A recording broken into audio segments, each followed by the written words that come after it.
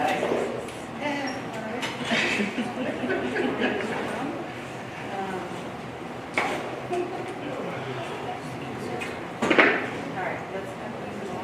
everybody, welcome to the regularly scheduled Hollis School Board meeting. Today is June 3rd, 2026. I am Carol Roy, the chair. We are going to start with any agenda adjustments, correspondence, accommodations. I have one agenda adjustment. Under deliberations, we need to add the action the board will take regarding recommendation that we'll make to spend $100,000 from the fund balance to begin work on her. I will happily take that up for discussion. Tires Okay. Do we need Do to we need to add anything anything to to discussion point or just deliberation? It's going to be included under the fiscal report, the expense and revenue. Perfect. All right. Everybody okay with that? Beautiful. I added it as a fifth item under deliberation before we get into policies rather than. Any other agenda adjustments that we need to add tonight? Beautiful. All right, our first item on the agenda then is the consent agenda. And with the consent agenda, we have one nomination at Hughes for a case manager. Excellent. Jordan Reardon, case manager, Hughes. Excellent. All All right, I will take a motion to approve the consent agenda as presented. So move. A second. A second?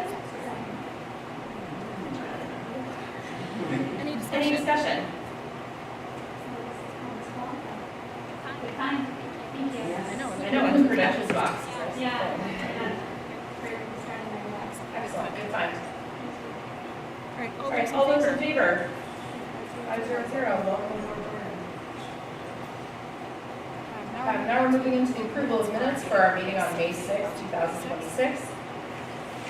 The following amendments were offered. Page 6, line 30, delete the comma following $95,000. Page 14, line 28, correct the spelling of enrollment. Page 21, line 4, correct the spelling of Fontaine.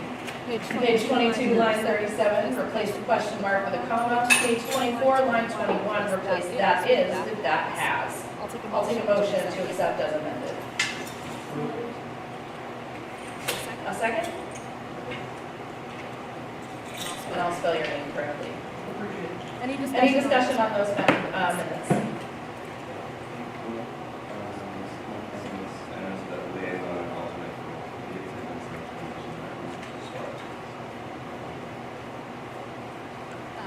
Meaning the language or? The title that listed. Oh, gotcha, so the presentation, okay. I would make a note of that.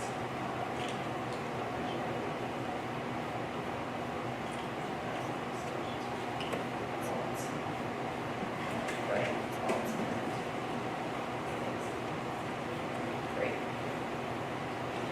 All right. I can add that to the amendments if you guys are okay with that. Just vote on this total. All those in favor of accepting? 0. We might make it to the next game. Well, to watch on TV. All right, we also have minutes for our non-public that was held on May 6, 2026. I'll take a motion to accept as presented. A second. A second? Second. Any discussion? Thank you for taking notes. All right, all those in favor of accepting? All right. We are early to the public hearing, which cannot start until 6:15, so we're going to jump ahead, and we are actually going to go to the principal's report. We're going to talk about the enrollment and board reports, and then we'll go back to the public hearing. But I'll move forward if that works for everybody. So Dot, I think you wanted to hop in on that. We'll start with the enrollment reports for May. Our enrollment at the pre-K intensive needs was 4. AM pre-K was 9. AM pre-K through 4 was 6. And PM pre-K was at 5. Kindergarten was at 87. First grade, 76.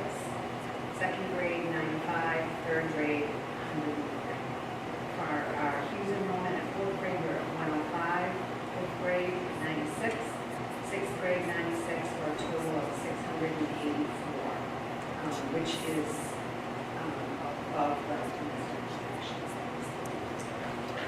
They're slightly different document. We have the change since then. I think a student left grade 3. Do we know those registrations time? Yep, I'm gonna talk about that. Settle down. Come in. Very in the lead. Oh, Jonathan. Okay. My recollection is the net projection was not one last month. So it's something you should remember. Like, to 18, I mean, 15, 20, Correct. Yes. Right, and you have a long list of very exciting things. Our schools are pumping like they are every June, and they go through, and every grade level is having a celebration of learning. I was able to visit Hughes last week with some exciting presentations from students and work on display. There is a very large turnout of parents. Tomorrow will be the second grade at HPS. June 4th is the last day of preschool and their celebration of learning. Also on the 4th is first grade. We will have Hughes visiting seniors from HB will be coming back to visit Hughes on the 4th. On June 4th, there's a K-9 assembly with the Milford K-9 unit and Officer Nick, which will be a big hit. June 5th, the new kindergarten screenings will continue, but I can tell you that as of right now, incoming kindergarten screenings have been all filled, and they have been very excited about welcoming our incoming students. June 5th, trimester grades closed. I'm excited to see the drone presentation that's coming. And field day, I played kickball for the first time in 40 years or something, which was really fun, and I didn't break anything, so that was good. That is the best part of that sentence, I think, is that you're June 10th, grade 3 will visit Hughes for their transition and see where they'll be coming to school next year. June 11th is the grade 3 celebration of learning. June 11th is our grade 6 barbecue celebration. The 12th is field day, which I hear there's always lots of great music going and good times to be had. both at Hughes and HPS. I do. Yes. June 15th is our promotion ceremony for 6th graders at 10 a.m. And the last day of school for students, with dismissal at 11 o'clock, is June 16th. Last day for professional staff is June 18th. Mr. Finnemore is here, and we'll talk about some of the summer work that's coming up, but there is a lot of work that is in the planning stages and room changes that are going to be going on that you'll hear about in the presentation from our principals. Regarding staffing and students, all staff open positions at HPS have been filled for the new school year, which is phenomenal that that's done before school ends. Our grade 3 students performed their concert for their parents, and they did a phenomenal job. HPS, as I mentioned, kindergarten screenings were completely filled. State testing went well at both schools. Just finished up some of our stragglers, so that was great. May 28th, Hughes had their celebration of learning, and again, had a good turnout from parents. The 29th was bike to school morning, which from somebody who has to commute down the road, also the senior parade day. Sorry. It was a lot of fun to watch, but it was, the line of traffic was very long. The Hughes Wing Awards have been handed out, and students have shown that they are growing their wings, and they're dedicated to their learning and growth. Their graduation occurred with 5 essay readers showcasing what they had learned, and we greatly appreciate the partnership that we have with the Hollis Police Department. When you say kindergarten screenings were also about all the, I would assume all the appointment schedules. The slots that we have open. That we anticipated for, so we were very busy with all of We the still have one more day. Is there, like, is it that we need to do additional screenings? What happens if students, if incoming students don't make it to a screening? Welcome to the mic, Paul. So anybody who registers before, we send out the screening as the opportunity to go, and then anybody after that, putting it until they're filled. We have a limited amount of spots, but we usually get in almost all. The ones that usually don't get in are the ones that are registered. So there's we have our last day tomorrow.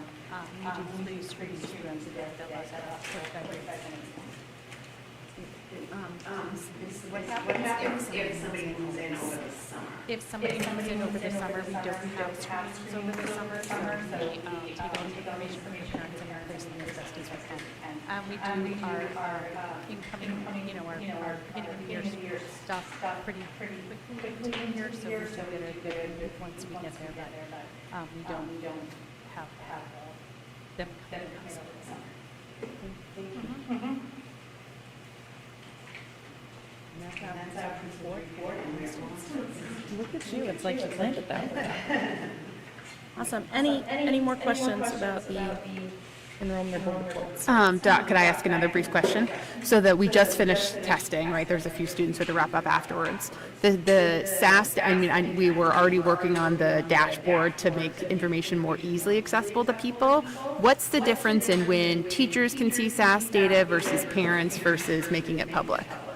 The teachers can see it pretty quickly, and you can see it, the turnaround is very quick, and then as soon as we get it, we send out the reports as to how parents can access that. Once everyone's completed? Yes. Yep. The data that is available now is really more useful on an individual student level for placement, for talking about where students are, for new teachers to see where students and maybe strong or struggle. We won't present a SAS data in the fall, because right now there's nothing to compare it to. We don't have any of the state data. Gotcha. So once the state data is released, then that's when we can do the report and share out comparisons and data. Okay, thank you.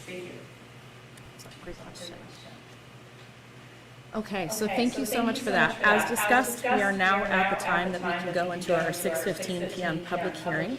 So I'll take a motion that the board recess until the conclusion of the public hearing on the Hollis School Building and SAU Building Maintenance Expendable Trusts. A second? Second. Any discussion? All right, all those in favor of recessing? 0-0. Board recessed at 6:16. Now we go to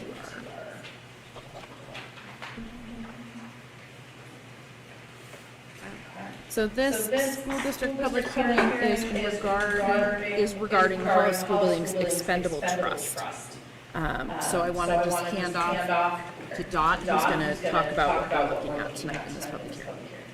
During the budget process, the process building, the district administrators identified several needed repairs and improvements for their respective buildings within the Hollis School District. During the hearing on the proposed FY27 budget, the Hollis Budget Committee and the Hollis School Board recommended that the funding source for these particular items be the Hollis School Building Expendable Trust. The requested items and the estimated costs are as follows. All of the expenses are for use.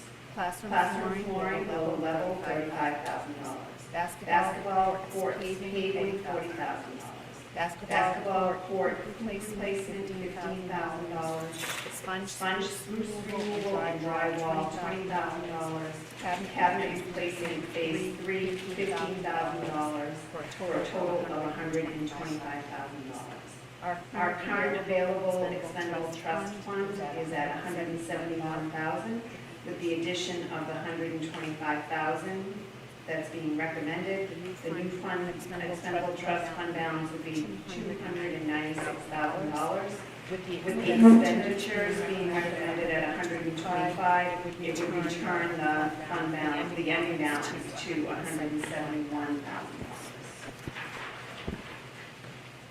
For the SAU Building Expendable Trust, the FY27 request is for repairs to the SAU roof, estimated at $32,000. Our SAU Building Expendable Trust status is as follows. Current balance is $88,765. To be added, $23,970, which would bring the balance to $112,735. The estimated expenditure is at, for the repairs, $32,000, leaving an FY27 balance of, an anticipated balance of $80,735. For the HSD Water Systems Expendable Trust, there are no plans to use funds in FY27. The recommendation will be going forward in the warrant, in a warrant in the amount of $25,027 to take the available balance back to $50,000. The current balance in the Water Systems Expendable Trust is $27,078. The HSD Special Education Expendable Trust, there are no plans to use funds in FY27. The recommendation is for warrant in the amount of $25,027 to continue building the goal balance of $225,000. The Special Education Expendable Trust status is as follows. Current balance of $69,400. Excellent. Thank you, Dot. At this time, I'm going to open the floor for public comment just on these items. We will open public input on the rest of our items. So if there's any members of the public who would like to talk on these public hearing items, which are to recap the Hollis School Building Expendable Trust, SAU Building Expendable Trust, Hollis School District Water System Expendable Trust, and Hollis School District Special Education Expendable Trust, I ask that you approach the podium at this time. Stop with the stampede. No, I'm just kidding. Seeing no one approaching, we can close public comment. Oh, let's read it. Oh. Anybody want to speak in favor of it, approach the podium. Anybody want to speak in opposition, approach the podium. I apologize, I didn't realize I had to call for it twice. I thought they could pop up. Excellent. Last call for testimony. Please approach the podium. Last call for testimony in opposition. Please approach the podium. I definitely thought that was like a typo. I'm just gonna keep going. Okay, so we had opened public comment at 6:19, and I'm going to close it at 6:21, seeing no public commentary on the public hearing topics.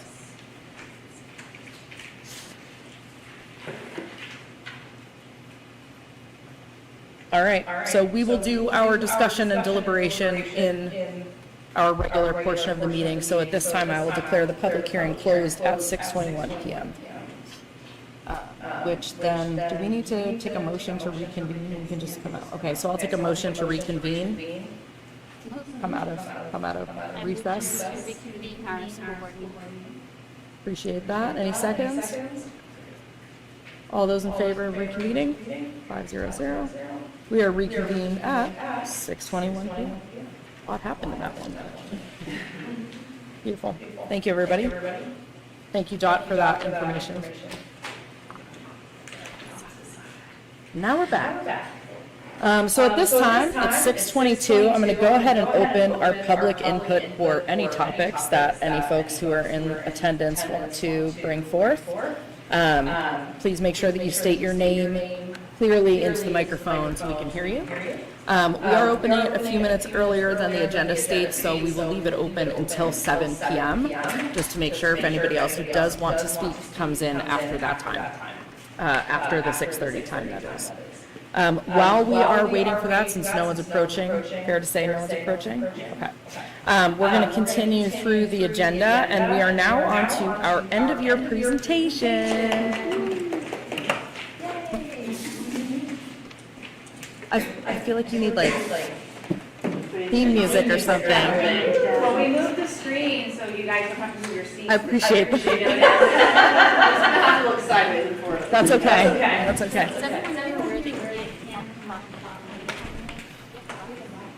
Yes, they are. Yeah. If anyone would like to do this presentation. Oh, I'm Sarah Prue, Special Ed Administrator in the Hollis Schools, joined by Hollis Vicky, Principal of HBS, Kate Fowler, Principal of Hughes. Abby Diaz, our Curriculum Administrator, could not be here tonight because she has a concert for her own children. Oh. And I'm going to start out with our new district staff. So we've been doing a lot of interviewing, really great pools of candidates. We have a new occupational therapist that will be coming to HBS. We have a new case manager, particularly for fourth grade at Hughes. We have a new fourth grade teacher, also at Hughes, and a new school psychologist at Hughes. So that's great. We've got a lot of great positions. We've been doing really well. There's a very strong candidate pool. I feel like we interviewed early and were able to get a lot of strong people in those positions. We do have a few para positions still open, specifically at Hughes, which we'll continue to interview over the summer. Those postings are still up, so we usually find those last few candidates over the summer, so that's our plan. Thank you, Sarah. Oh, I didn't click on that. She just ran away. Thanks for setting me up. Teamwork. We are, so scheduled summer work at HPS is pretty, kind of status quo this year because we didn't put a lot into the budget based on what we were asking otherwise. So, We do have an air source heat pump going in one of our classrooms that does not have one, so we are gonna do some painting lines in the parking lot. We have things just for the kiddos that we want to come to as far as like Foursquare and things like that. Candy, are you going to be helping out with that? We The reason I say that is because she did a bunch of the work in the Hughes parking lot is actually Candy Fowler painting that over vacation. So. We'll do it. We're going to be repainting all of the second grade hallway, which is our next sort of step in need of refreshed. And then we have a few room changes that I will actually go into changes that we make next year. Trickle effect that has to happen, so. That's where we are after summer work, I think Hughes has some more interesting, exciting stuff. So I didn't really mean to take over all the line plans. I just Stop. couldn't It stop. came from an ask for students, they wanted some bigger squares. And I'm And like, I was like, sure, I'll paint those over every vacation. It was raining, and then it had this beautiful day, and things dried up, and I'm like, great. I wore my old clothes, I got the paint line machine, and then you couldn't stop me. I couldn't stop. I had to paint hopscotch, I had to paint basketball, yeah, it was really fun. I got a lot of things done. So right now for summer schedule, we have our luncheon, as you may or may not remember, down in the basement or the third floor or the first floor, depending on where you're talking about. I always just call this the top, middle, and bottom floor. We have a dehumidification system down there because it's a little bit more humid, and that needs some major repair. We have beautiful parts that have been in the foyer, decorating our foyer, because they were supposed to visit in February, and they said, oh no, we can't come back until the summer. So I was like, all right, we'll just have them as decorations for the rest of the year. I'm hoping to get some basketball work done, depending on all the things that have in the extendable truss. We are going to paint the curbs.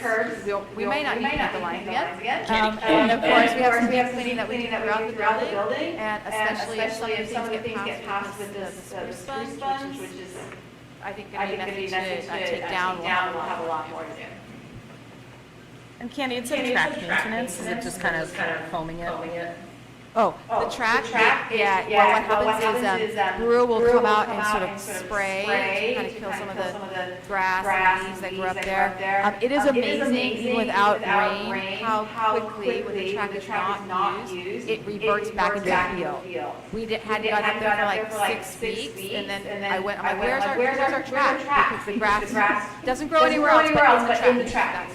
Reclaimed by nature. We are actually on schedule now for them to come out like twice a year and have that look a little bit nicer out there. Because it's a nice place to have. Kids love to walk around the track. If you go around 6 times, it's a mile, so I had to do my calculation there. The kids will walk in a fit club or do that and just have some fun with it, so we definitely want to keep it going. Awesome. Thanks for the detail. And one of our goals is still to foster an environment of mutual appreciation and collaboration. Some of the ways that we're doing that, students from Hughes are still going down to visit and buddied up with classrooms at HBS, which is great, gives them some older students to look up to and visit with. PLC Monday has been very successful, all the kids in the HBS playing together from pre-K all the way to grade 3. So every Monday we start our day out with an outside recess. Teachers are meeting in PLCs at the primary, but also at Hughes, so they have those opportunities to talk across grade level and also within their team to work on curriculum and ways to support each other, ways to support the students. Engaging in a lot of professional development throughout the year on a variety of different topics has also helped create that culture.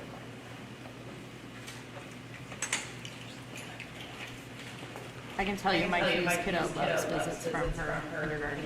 Yes, it's very cute. You forget how little they are. I'm like, wow, they're tiny. Tiny. How has Monday's been working with making public weather? It's been Great. great. We actually, it feels as though it's like an indoor recess if we have to be inside. And it's been great. We've had parent volunteers come and help us out, which has been great because we needed that, especially for indoor time.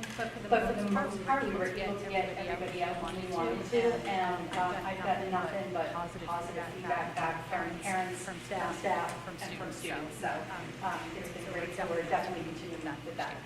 Good. So curriculum and assessment, Candy and I will talk to Abby today and kind of went over the role and everything. So continuous improvement in each student's level of achievement and growth with curriculum implementation, best practices, and tier one focus. So we are in year 2 of implementation of Eureka Squared, which is basically supporting students' number sense, and then in CKLA, we are really in here. We had a lot of teachers established last year. This year was really year 1 implementation, so that's the program that has science of reading and knowledge building.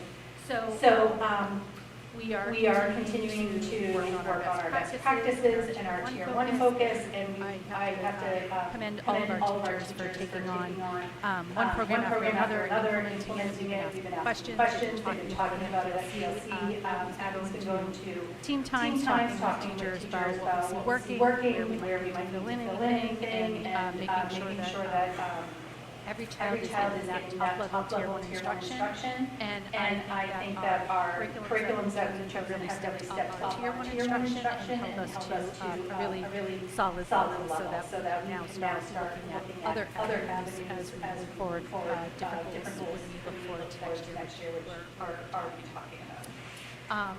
With that, we have our Ames Web end of year Ames Web data that we're going to go through. I don't know. Want to pipe in on it? If you want to do your HBS, Sure. And then I'll pass it off. So just a reminder, Ames Web is that comparative snapshot that tracks students' progress and movement across fall, winter, and spring benchmark testing. One data point, it's when we talk about students making progress and students that have needs. This is one data point that we use in order with a whole other slew of things like teacher observation, our instructional assessments that we do in class,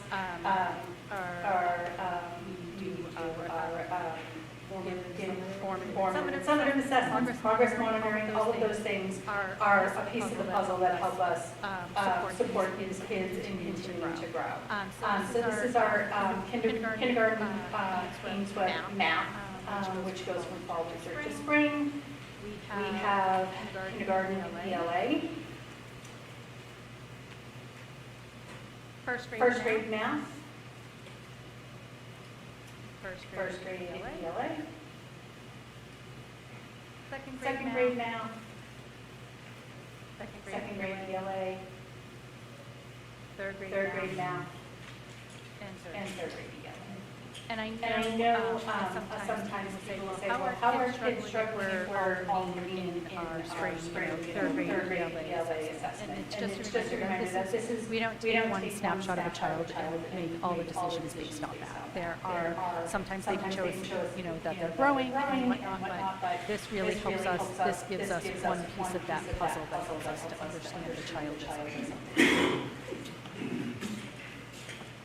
So the triangles, or I call them Christmas trees, they remind me of that every year, Christmas trees, even though it's not Christmas time. You can see that there's a tier 3, a tier 2, and a tier 1. You might hear us talk about tier 1 instruction, which is your regular classroom, sorry Bill, your regular classroom instruction, where you're going to see kids participating with all their peers. Tier 2 is when we might pull you out for scaffolding or enrichment or something to help maybe fill a gap or make sure that there's no holes in your learning. And tier 3 would be like we really need to have more intense help for you to get you where you need to be. So that's kind of a little bit how AWeb does that. That's why you see those 3 different colors. And as you can see from looking at fall, winter, spring, our goal is less kids in the yellow, less kids in the red, more kids in the green, as we triangulate the different data points that Paula has talked about. So we don't just use AWeb, we look at the whole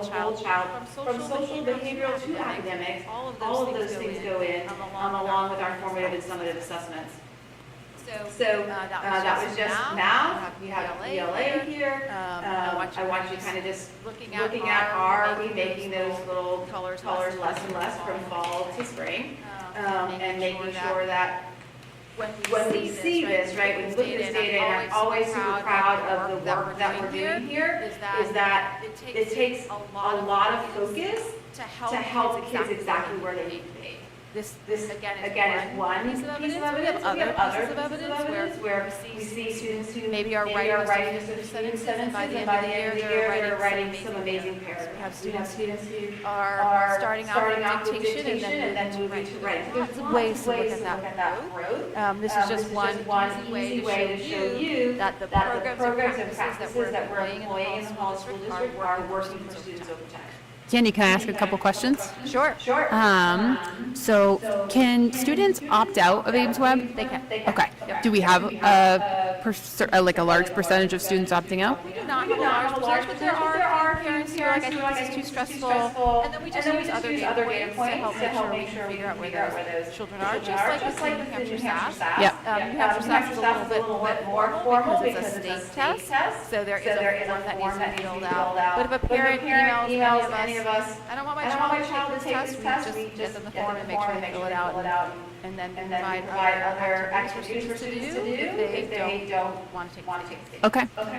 Also, this is relative. If you go back to the 6th grade math, I think that's where I think still relatively it is honestly quite good. And also the fall math in 6th grade is probably the largest area where we see students in tier 3. And there's kind of a big jump from 5th grade math to 6th grade math in terms of how much red you see. And I just was wondering if you have any thoughts about, what's going on there maybe. That's a great question. So in the Common Core standards, there is a really distinct difference between the K-5 and the 6. In K through 5, there's no ratios in proportion at all. And then that gets introduced in 6th grade. So it is a little bit of a new learning curve for them as they start to figure out what are those things. That's a different way of thinking about now. And then over time. Yeah, and then you see it improve again.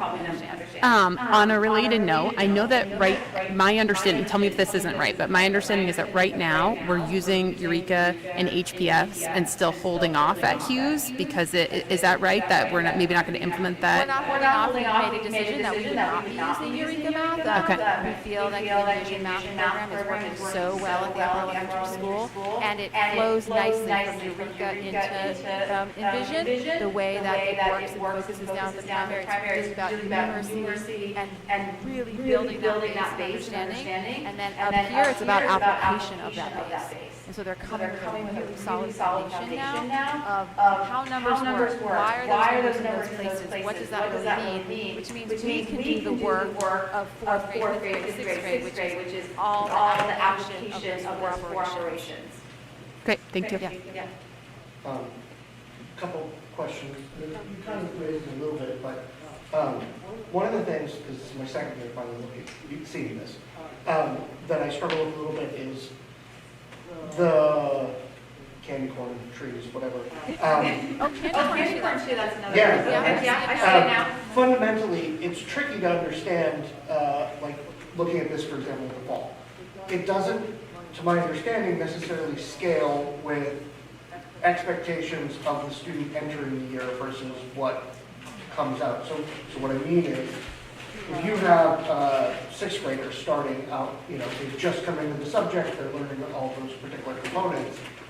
What I'm curious about is, does the AIM-Web scale with the fact that they're a trimester 1 sixth grader versus a trimester 3 sixth grader? That's a great question. So absolutely, this is a nationally normed test, which means it looks at trends across the United States. And it looks at what are sixth grader trends in the fall in math at this time of year. And that's where those percentages kind of match up. Say, where are our students? So when we see a student who's in, let's say, the 82nd percentile, we're looking nationally to say they're doing as well or better than 82% of the students they're compared to, which is other sixth graders in this North study across the United States.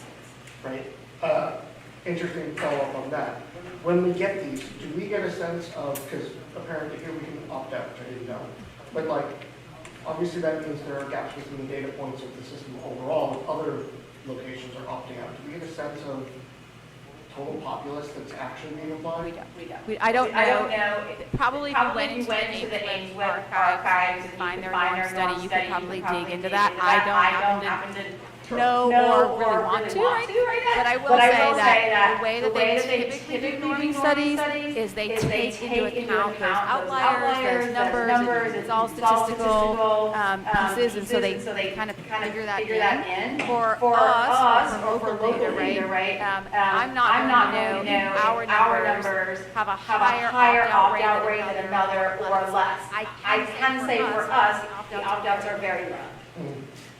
I had another question. I'm so sorry. Sorry, you are cut off. This isn't also, Paula, if you know, this isn't maybe just for Candy, so whichever one of you makes more sense. The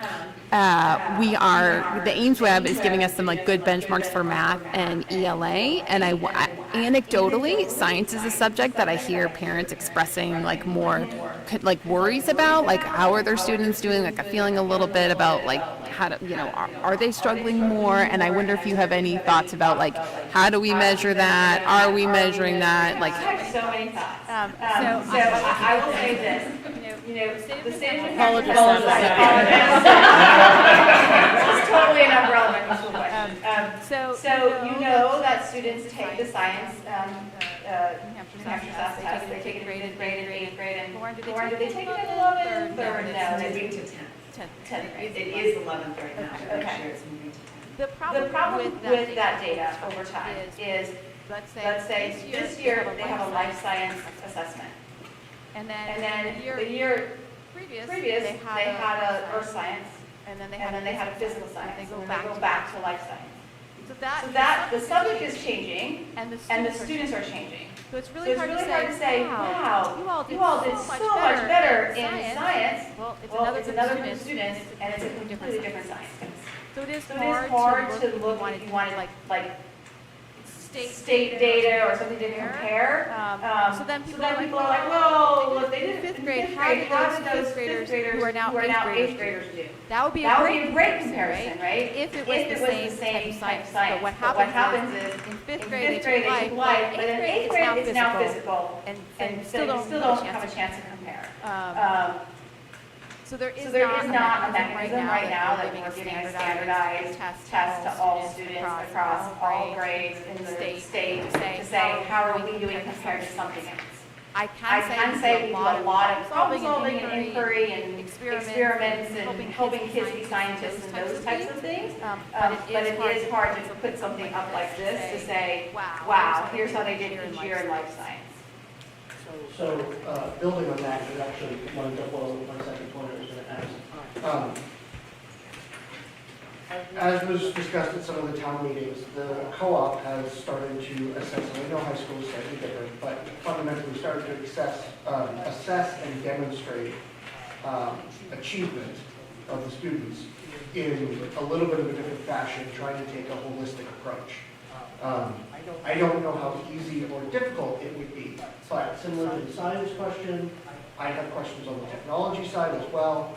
I think it would be helpful if, in addition to this, we could get from the different schools a holistic, hey, how are they doing holistically? Not necessarily in a standardized way, but in a way that at least we can get the assessment sense of, yes, students at Hughes are getting a very well, and I know they are, but like a very well-rounded music component and science component and this other stuff, and we get a lot of the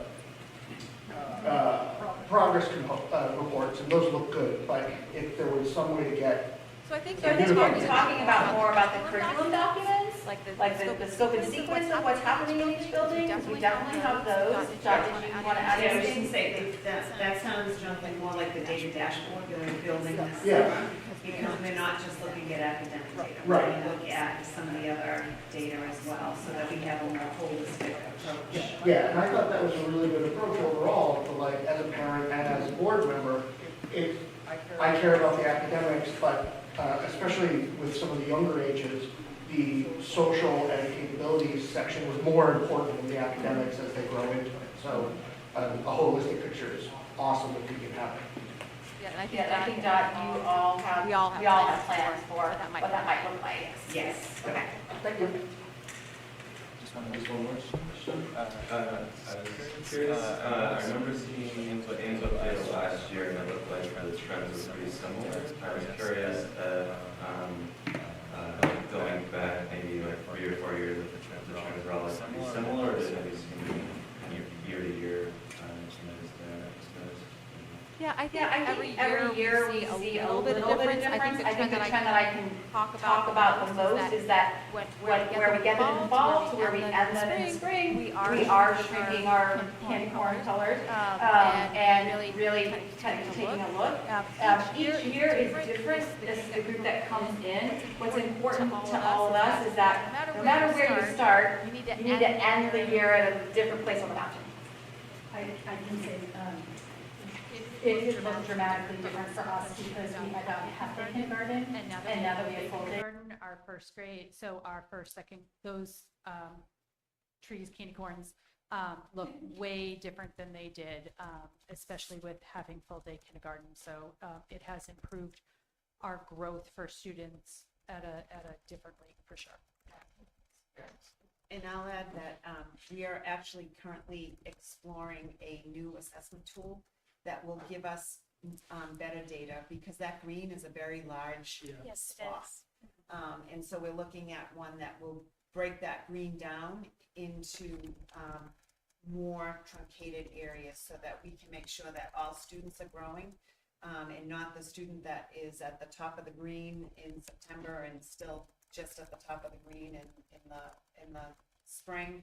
We want to make sure that they're growing as much as students that are in the yellow. I'd like the public to know that this step that Dot is leading here is really important because Ames Web is a screener. And so that green is typically like 35th percentile and above. So that is a huge range. And so this is an effort that the school is making to get more precise data to better serve our students. And I just want to say how much I appreciate that, because this is one indicator, but it doesn't provide the full spectrum of information that would be most helpful. And so steps are being taken to remedy that.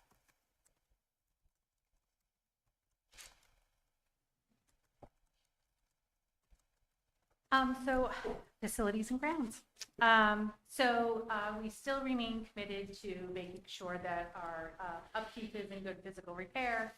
And that the 3 things we worked on this year was we had our enrollment committee, soon to be renamed, making sure we're allocating our budget and monies to the right places and making sure that we're prioritizing, and then collaborate with facilities and building supervisors. We've had a big change in our maintenance team at HPS over the past couple of years, and I just want to give a little shout out to Bob Fisher, who is our head custodian, who has just really tackled everything in just a very timely, efficient manner. He's really doing a really great job, and I just wanted to give him a little shout out here. But we are continuing to prioritize and make sure that we have everything where we need to be. I will be, we unfortunately, although we're disappointed in with where the vote landed, we're still going to have some steady progress on that committee to make sure that we are addressing the needs at HPS. And then this year in the budget, I will be, making sure that we are making sure that we're keeping kids and staff safe in the building as we move forward, because there definitely are some needs that we'll have to do. I don't have anything else to say. And Paula, I know that the fire marshal had been giving HPS a little bit of leeway on some things that felt like they weren't quite in keeping with the fire code, but she was saying, like, if you're going to be doing a renovation soon, I'm not going to be giving you a hard time about this now. And I wonder if you could just sit, and my understanding is that she has said, like, I can't do that on an indefinite basis, just sort of like let things kind of go if they're not meeting fire code. Correct. And so could you give us maybe an overview of like what are the areas that we aren't meeting fire code? So in like 2 slides, I Great. will be going over some of the building changes. With Okay, you, great. what to do We can do it with there. Safety and stuff. So if I can address it, then, is Yep, that wonderful. okay? Thank you. Oh, yeah.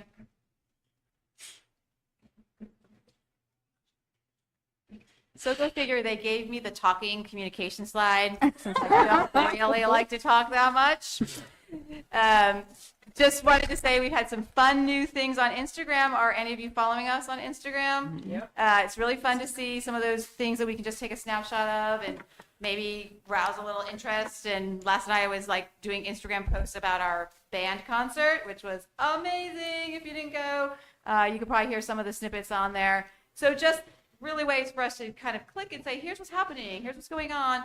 Trying to be really mindful of who's in the pictures and those types of things. We will be asking for more permissions from families to say, hey, can we post on Instagram, even if we're not putting a name there. But it's hard to find just the right angle where you can't see anyone's faces, and so many fun things are happening that it's hard to get that right snapshot with not putting anyone on there. So we try to do that. And we just wanted to get that sneak peek. We feel that parent-aware communication continues to be really, really well. This year, we have kind of moved away from those paper field trip permission forms. I know, yay, go us. And we also, we just did our math acceleration core, test, and that was a paper pencil. And I'm like, let's try it with a permission slip on parent-aware. Let's try it with, signing it back. So it's working really well. And I think now people are really much more used to that communication. I'm seeing a lot of, and Paula is too, where you can just message a parent, say, hey, I just want to tell you this really great thing happened. Instead of me going to find your email, trying to figure out where that is, I can just click a button that says, hey, message Candy Fowler's parents, and I can get a message to you, like, it was a great day, we were singing this favorite song, or whatever. So that has been, I think, helping to increase our communication with families. I have also heard maybe it's too much. Like, I don't read those emails. I'm like, I'm sorry, I can't help that. So yeah, but it's there if you need to there reference if you it, need it, right? and you don't have to dig it out of your inbox. And I do think there are some overrides, right? You can pick to do the digest, which means you only get emails at 5 o'clock, everything that happens throughout the day. The downside that I found out is if I send a text or an email to you at 7 and you're on digest, you won't get it till the next day at 5 o'clock, which is sometimes not fortuitous, because it was like, wear your red, white, and blue tomorrow, right, as a reminder. So it doesn't always work, and we're figuring out those pieces so we don't make too many mistakes. All right, Paula, this is your slide. I just wanted to comment that Yep. while I love our administration and our teachers' commitment, it's okay to not answer on the weekends. Oh, You can have your weekends, so, yeah. you should know though that people are different than business, right? And Oh, yeah. if we feel like someone really needs an answer, I can't not answer you back. Because they're Absolutely. humans, right? If it's something like, oh, do I need this in 2 weeks? I'll answer you on Monday. But I'll also just say, we had talked about this at the SEU Governance Board meeting, that I think it's really helpful to have the Instagram, and it's really nice to be able to see it. And also, I think a thing that we had talked about, and Anne, you are the person that brought this up, so credit to Anne, right? That the schools do such a good job communicating all of the wonderful things happening, that sometimes when there are real challenges at the school, like that doesn't get communicated maybe quite as often or quite as clearly. And it would feel, I think, strange to be posting a bunch of things on Instagram that were a real bummer, you know? And also, I think there's like maybe just something there to be thinking about too. But also credit to Anna's one that said that, and I just wanted to make sure to say that again here. Thank you. Okay, so here's the hard part. It's been, I've been thinking a lot about all the things that we need to do. It was disappointing that our 2-year process got voted down at the March meeting. I understand the feedback and everything, and you know, we've put that behind us and we are moving forward. So with that being said, I have to make changes. I can't continue going on the way that we're going on. I did talk to my staff today about all these changes. I've talked to people one-on-one. And it's been a lot of back and forth and really trying to make the best decision that seems well balanced. I don't want to hurt our students. I don't want to hurt our academics, but I also have to make some decisions that are going to be sound and safe for everybody. So we have some outside changes and some inside changes. So the first real big change that's going to have to happen is limit to one carpool lane. We are eliminating the carpool lane in the back of the building. We need to have an emergency lane. That's one thing that we can't hold off anymore. That was one thing that we've been saying that we can get back, we'll get it there. Well, we can't. So I need an emergency lane. I need for emergency vehicles to be able to access the building at all times. So we are going to be limiting to one carpool lane, which will be up the side by the gym door. This definitely is going to slow down dismissal, and it runs us into a pretty big issue after 3:15, depending on how long it takes, because my staff is done at 3:15. We literally work minute to minute. They don't have like 5 minutes in their classroom before they start with kids. They are due here, kids are here. They leave, kids are gone. So we don't have a minute to spare. So we're going to have to possibly have parents, we might have to shut the door and have parents pick up in the front office where administration can do it, because our staff will be off duty. We are obviously going to do our best to make sure that everybody's safe and things are moving along, but we need to have that emergency lane. The other thing that happens is our parking has gotten, we don't have enough spaces for everybody to park, so it's really difficult. And what we've done in the past is let parents pull over to parking spaces in order to buckle their children in. We're not going to be able to do that anymore. We have had, I've had an accident. I have had people almost get hit by buses. I have had children be unsafe, and I can't do that anymore. So I haven't made this final decision yet, because I go back and forth with it all the time, but I am still considering inline parents being able to buckle their children in, but that is going to take a lot more time. We have a lot of kindergarten students who are still unable to buckle themselves in right now, and it's definitely going to slow down the process. This, you know, the safety part of this, it's going to limit traffic coming from multiple directions. The buses will be able to go out one side without interfering with the other side of carpool. And buses will be coming in from one side. They won't be interacting with the outgoing traffic anymore. So there are some safety things that are going to take place on it, but to have a school bus and a car, because there's not enough space, get hit because we're pulling a car over for parking because we're too busy, because we have to move cars along, is just not okay. And we can't be having that happen more often. Once was enough for me. That's our outside for now. Inside, we are moving, I think I heard enough from people that preschool in the hallway is just not acceptable, so we are moving preschool into a classroom. This keeps all classes in an actual classroom, and it's going to keep kids in a safe space. Because of that, there is a trickle effect, which now means that Art is going to be on a cart pushing into classes. This does limit her curriculum. She no longer will have access to her, thank you, kiln. So there will be certain things that she is limited to just because, number one, she doesn't have the space to do it, and she'll be carrying everything with her when she goes to art class.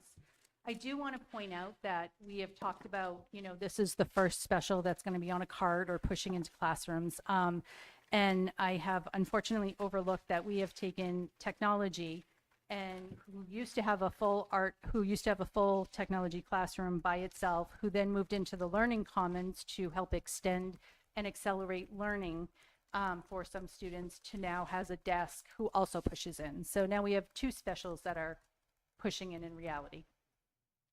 Administration is taking back offices. We moved into what, if any of you saw, is like a hallway kind of office, and Mrs. Prue and Mrs. Diaz and I have done that, and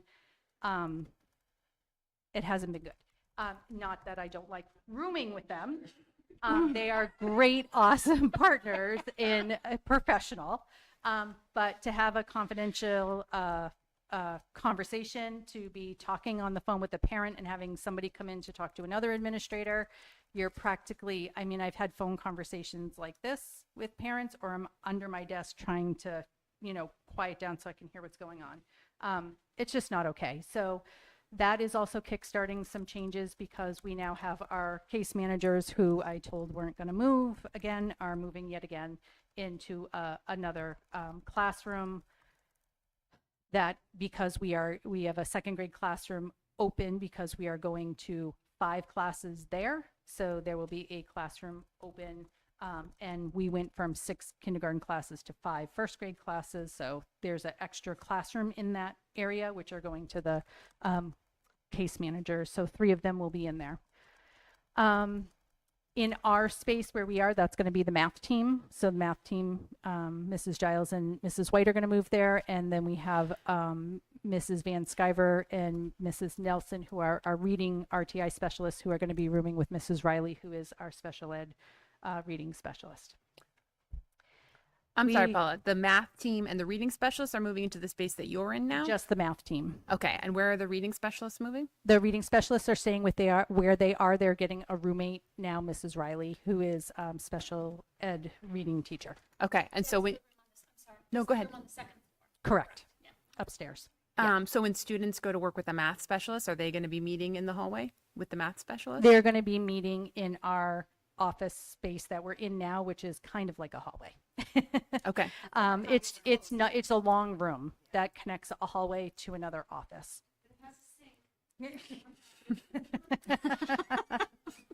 Well, For the specialist moving to the. Were you done? yeah. Okay. Yep. For the specialist moving to the second floor, does that impact their ability to work with children who have to stay on the first floor?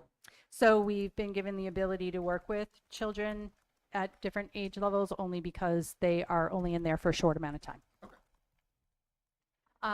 Third grade concert and art show. So we are going to have to limit visitors to our third grade concert, and our art show is possibly going to be canceled due to the limit of ability that we have with the curriculum. I have given thought to at night third grade concert. Everybody's very excited about the third grade concert, but when we go back to why we have our third grade concert, it's really just so that every child can perform. We wanted every child to perform in front of an audience before they left, and everybody performs in a different way, and the third grade concert performs in front of their parents because it's their third grade in last year. We just can't have the amount of people that we have, so we're going to have to find a way to limit that, whether we're handing out tickets or limiting in that way to make sure that we are not going over the limit. We are going to also limit all school assemblies, so there's going to be changes to our Veterans Day ceremony. We're not going to be able to invite all the kids that we used to. Our holiday sing-along that we do in the middle of the year with all the kids, and our monthly student assemblies.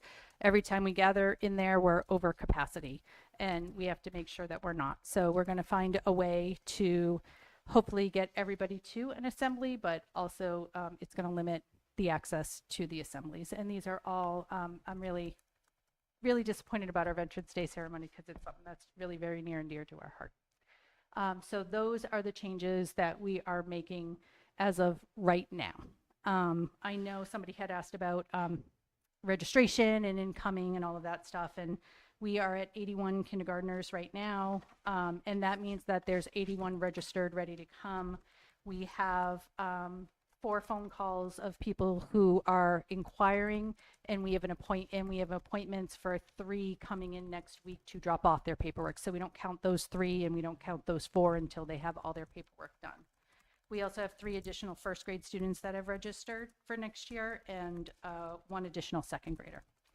So that's where we're at right now. And just to remind, our current kindergarten enrollment is 87. Yeah, so they are at 90 going into first grade.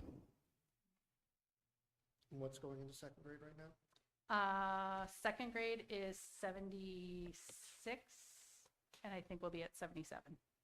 Paula, It was forgive our me. smaller grade. This year's kindergarten class, we have 87, and registered for next year so far, we have 87.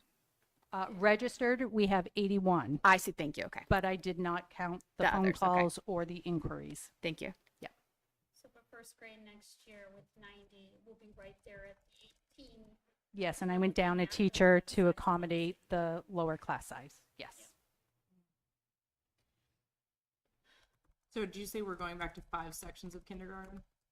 There's 6 sections of kindergarten right now, and then there's 5 sections of first grade. We had 6 in first grade this year. They're now in 5.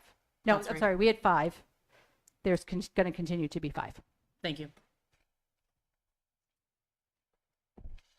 I just want to say that I know this is not easy. No, it was not.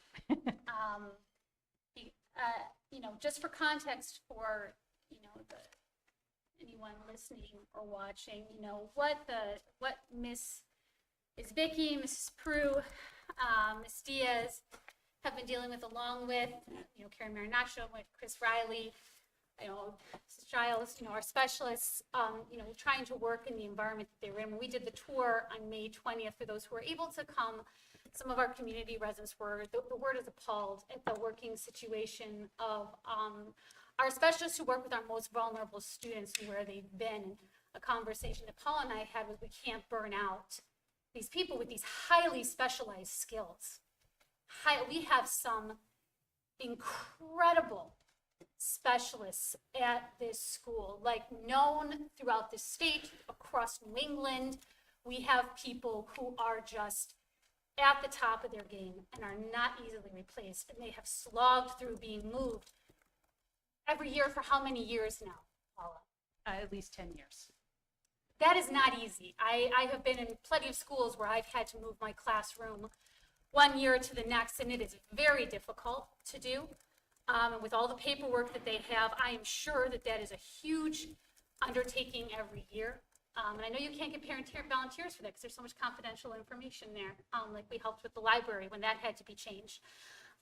So I know this is hard, and we had to make them feel valued and give them a proper space. And then somebody else has to suffer. So now every single kid in the school is going to be impacted by losing some aspect of their art program. And our art teacher is wonderful. She does wonderful projects with our kids, and not just the kiln will be missed. And if you're going from classroom to classroom, I've been a cart teacher, and I know that's no fun, but I wasn't an art cart teacher. When you think about the supplies, and then also having to train the kids to utilize those supplies in a classroom without destroying the classroom of the teacher who occupies that space all day, and then have to clean that up afterwards and put it away. That allows very little instruction time and work time. And then the teacher who's hosting that, I hope they have really great classroom management, because now you've got to transition back to learning. This is going to be disruptive, and it is going to be a steep learning curve. And I know if you're not in education, it might be hard to really picture that. And it's tough. And now that we're going to be hitting capacity in a lot of these classrooms of what's allowed, and you're adding this general, but this is going to be tough. And I just want to acknowledge that. I want to thank Ms. O'Brien, because I know she knew this was coming, and she's been mentally preparing for this. And so thank you to her. Thank you to you for everything that you guys have gone through this past year. I'm glad you're giving yourselves an office back, because you need it. Again, another resident was, appalled that was where you were working. Because it's not where our principal, who has been with us, 14 years? Almost, yes. Should be. And you work so hard. And we so appreciate you. And I hope everybody does, because you make so many sacrifices for this school. and your team loves you and appreciates you. So do the parents. So, The I whole just, board does, by the way. yeah, just to like chime in. everybody. When I say we, I mean all of us, right? I'm just making sure, Ann. So, yeah. So that being said, this is a lot, and I hope that I don't want to take too much time at the meeting tonight. As you know, at our next enrollment committee meeting, we it won't be called the enrollment committee. Right. We'll be deciding next night, but we'll be providing feedback, and of course, it's always open to the public. And maybe there'll be some ideas and some thinking outside the box to further be of assistance. But we know that you put a lot into this, and we're behind you. Thank you. And I have to say, I always put an asterisk around this because I never know what I'm getting over the summer. Our summer is our biggest enrollment time, really, like especially with houses being bought and people moving in and out. So things could fluctuate, and if things changes, we'll keep everybody up to date on what's going on. But that is the plan as of where we stand today with what we know. Thank you, Paula. I had two more questions. One was, just because I missed it. Yep. So are we staying at 6 classrooms for kindergarten? We are staying at 6 classrooms right now, based on the numbers we have. If we didn't hit, if anything drastically changed, I would be discussing with Gina what our step would be. Yeah. Yep. What theoretically would be the number at which we went to 7? Nobody have ever that? asks me that. I don't. It would be, so we have it was 18 times 6. You'd need like And then 20 so more we have kids. so Yeah. we're- At That's least. fine. I was- Yeah. Yeah. I So wasn't we're sure. not, Yep. we're not close So- to that. Yep. Thank So you. this year we added the 6, anticipating more would come in, and it actually did not happen. Yeah. So we're low per classroom right now. Yeah. But because we're hearing it already, and at this point having as many kids registered, Yeah. the 81 plus why the I was inquiries, yep, Yeah. it will fill those 5, Yeah. or excuse me, those 6. But And we have some wiggle room with the 6. Correct. And then we went down from 6 to 5 because the numbers were low. So we went to 5 first grade. And I remember last year's burst where it was not expected, but it happened. Yeah. So Yeah. that's why I was Correct. asking. Yeah. Yeah. It's always a My second question, because I can already hear the parents at the bus stop asking. sure. What is the storage decommissioning or whatever of the kiln? Is it staying in the room? Is it moving? Something like It's how are we staying in doing the with room. that? It can't be moved. I think if it got moved, it would probably fall apart because it's old. And like we had talked about, not doing anything with the kiln because we were hoping to get a new art room.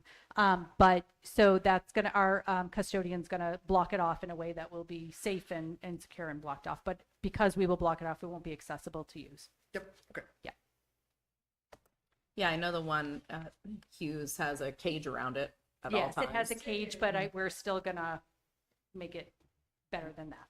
'Cause Out of sight, out of mind. Yeah, because it's going to be a first grade classroom, so we want to make sure there's. They'll be very curious. Thank you very much. You're very welcome. Any other questions on this? No, you can move forward. Okay. So looking It's like called forward. looking forward. Yeah. It's like you do. So there is some positive going on. We do have lots of positive. So right now, my goal at HPS is keeping our morale positive, talking about what we're doing today and sharing it with staff. I know was a little bit of a hiccup in our end of the year usual morale, but, we always look at doing what's best for students. And I 100% know we will still do that. We're just going to have to be even more creative. We will continue to watch enrollment numbers. Those I try to report as often or whenever I see something coming up, I try to get that to Gina so she can get that to you and see what we'll do next. Even if things go down, we'll see where we land. We had talked about working, so Mrs. Prue, Mrs. Diaz, and I had worked a lot on talking about our goals for next year, and you'll see this in next year, but we had talked about how we've really made our tier 1 very solid. We have made all of those wonderful curriculum changes, and we're really talking about our tier 2 in hoping that as we look at data points that can break up that green spot for us, that we can start to work on, bring back, and schedule in meeting kids' needs, all needs. So really, those kids that are up here and really making sure that we're meeting them where we can. So we're creating ways, and we're talking about it and looking forward to, starting something with that as we go into next year.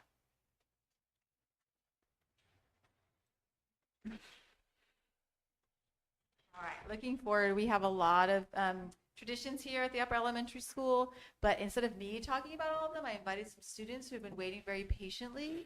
And I'd like to invite Abby Donnelly up to the microphone to introduce and talk a little bit about what she does as our amazing digital librarian.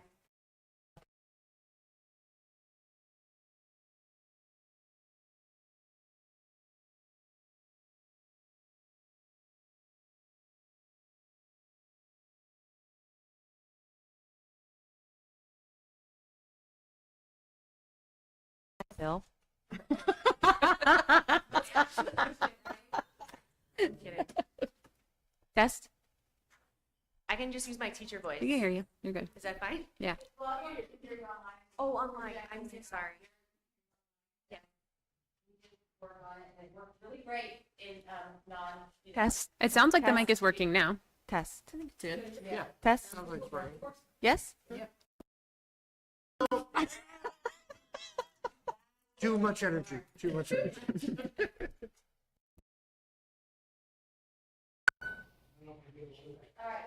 That's okay. Just talk loud. I know you can. Okay. All right. Well, we tried. Thank you. Well, while they're setting up the slides, I'll just quickly introduce myself for those who I haven't met in person yet. I'm Abby Donnelly. I'm the library media specialist here at Hughes. I have been for the past 4 years.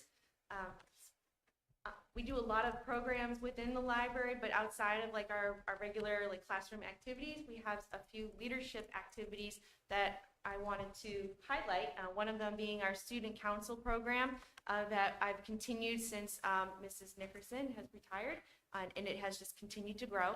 And as well as a new program that we started, I think it's been 3 years now, called Tiny Businesses, that was started by a 6th grade student where they came to me and also in collaboration with Candy to start, you know, a handmade business entrepreneur program. And from just an idea bloomed into this program that now has gained media attention as well. So I'll invite Marcy and Harriet up to the stand and they'll talk about student council.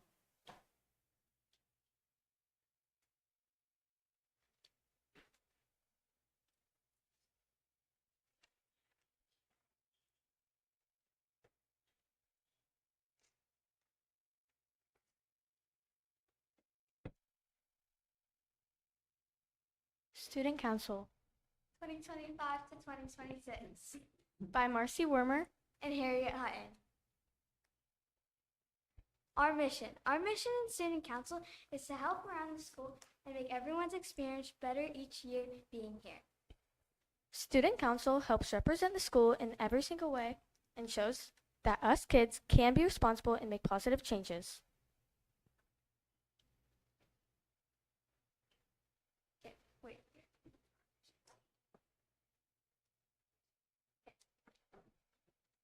Students help.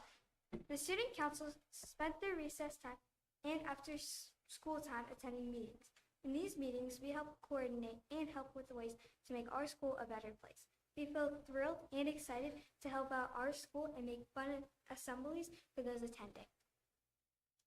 Inside and outside of meetings, there are some examples on how the Student Council helps others too, and not just the school of Hughes. We do some things to help our outside community, like food drives and donate essential items. For the military cards, we send them the love that they need. We write things like happy holidays and how much their work and dedication means to us. Inside of school, we help our school community and make things fun. For our incredible teachers, we make assorted gifts for the Teacher Appreciation Week. And at the book fair, we picked out and wrapped new books for the teachers and future students to read.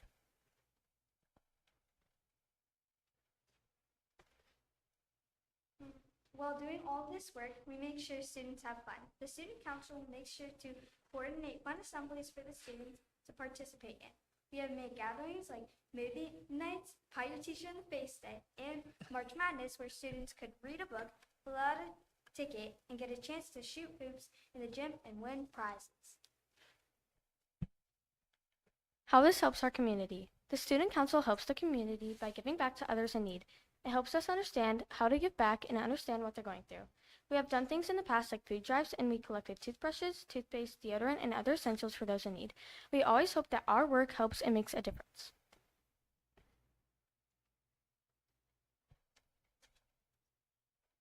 Thank you for taking your time and listening to our slideshow.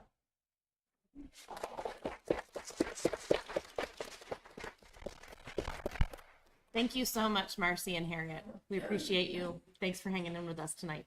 Yeah. Great.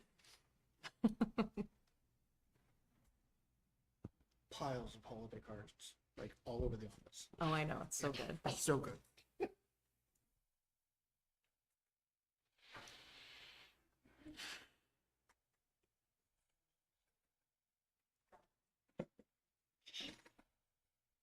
Hello, my name is Navin, and I'm representing Tiny Businesses as the student director. Tiny Businesses has been running for 3 years with the goal to teach students from 4th grade through 6th grade valuable business skills to apply in the real world. Vendors make homemade items to sell at school, and at the end of each month, 30% of their profits go towards a nonprofit organization in their community. This past year, we raised about $700 going towards 3 different charities in our nearby communities of Brookline and Nashua. In total, since the start of Tiny Businesses, we have donated to 11 different charities and raised over $1,320. All of that money goes towards improving the lives of people in our community. Tiny Businesses has been featured in 2 local news stories and has been the subject of 2 different in-school interviews, most recently by WMUR, which can be found on their YouTube channel and on the Tiny Business website. Thank you for the opportunity to share what Tiny Business is all about, and I really appreciated being here. Thank you.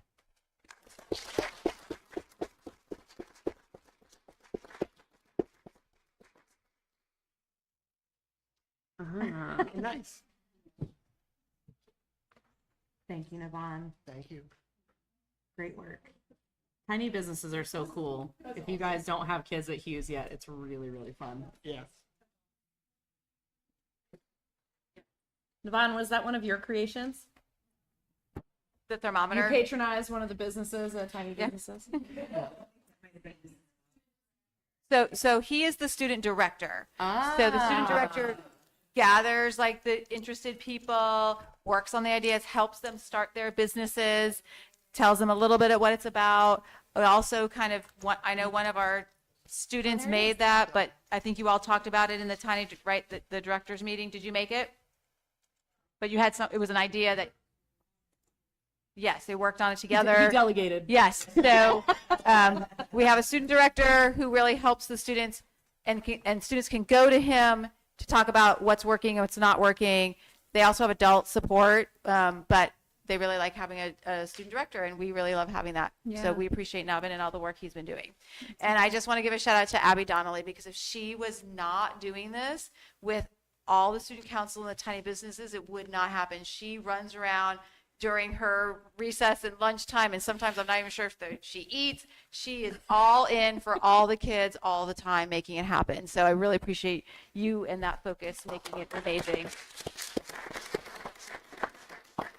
So our last slide was just like, do you have any questions? But I feel like we kind of answered them as we were going. So any questions for us? Did you find out how many water bottles we saved this year? It's a lot. When we were at, I don't know, something like 16,000 or something like that. We didn't count for April and May yet, but it's a lot of water bottles we've saved, and the kids really loved going around with Mrs. McElroy. So next year we'll also make sure we have a focus on that.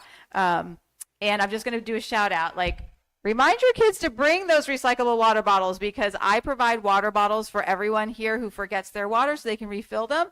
We've probably gone through 8 cases in the last month. So I am buying a lot of water. We're saving the bottles though, but it's just that we want kids to hydrate, and the water bottle filling stations that we all moved over to many years ago was really great. And it definitely is saving a lot of water bottles from landfills. So invest in those thermoses. Super awesome.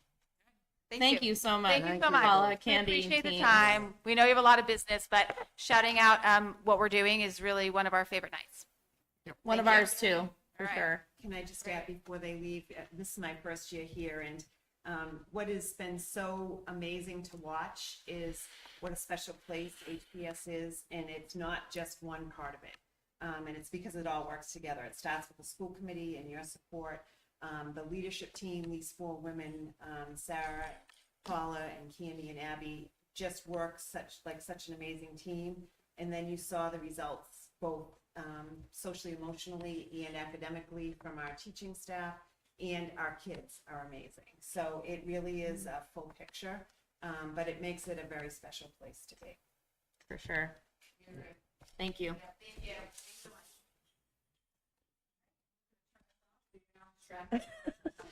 Oh, I love it. Navin, did you No, need I your think we have, keychain back? It's my keychain.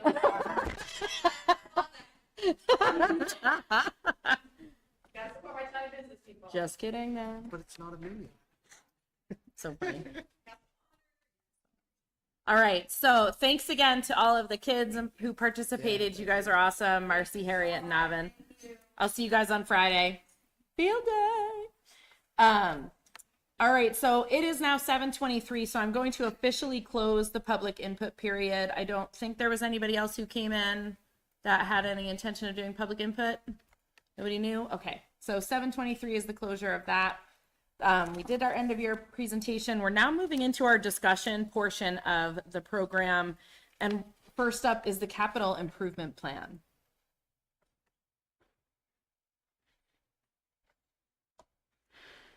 Is that Lance? It is.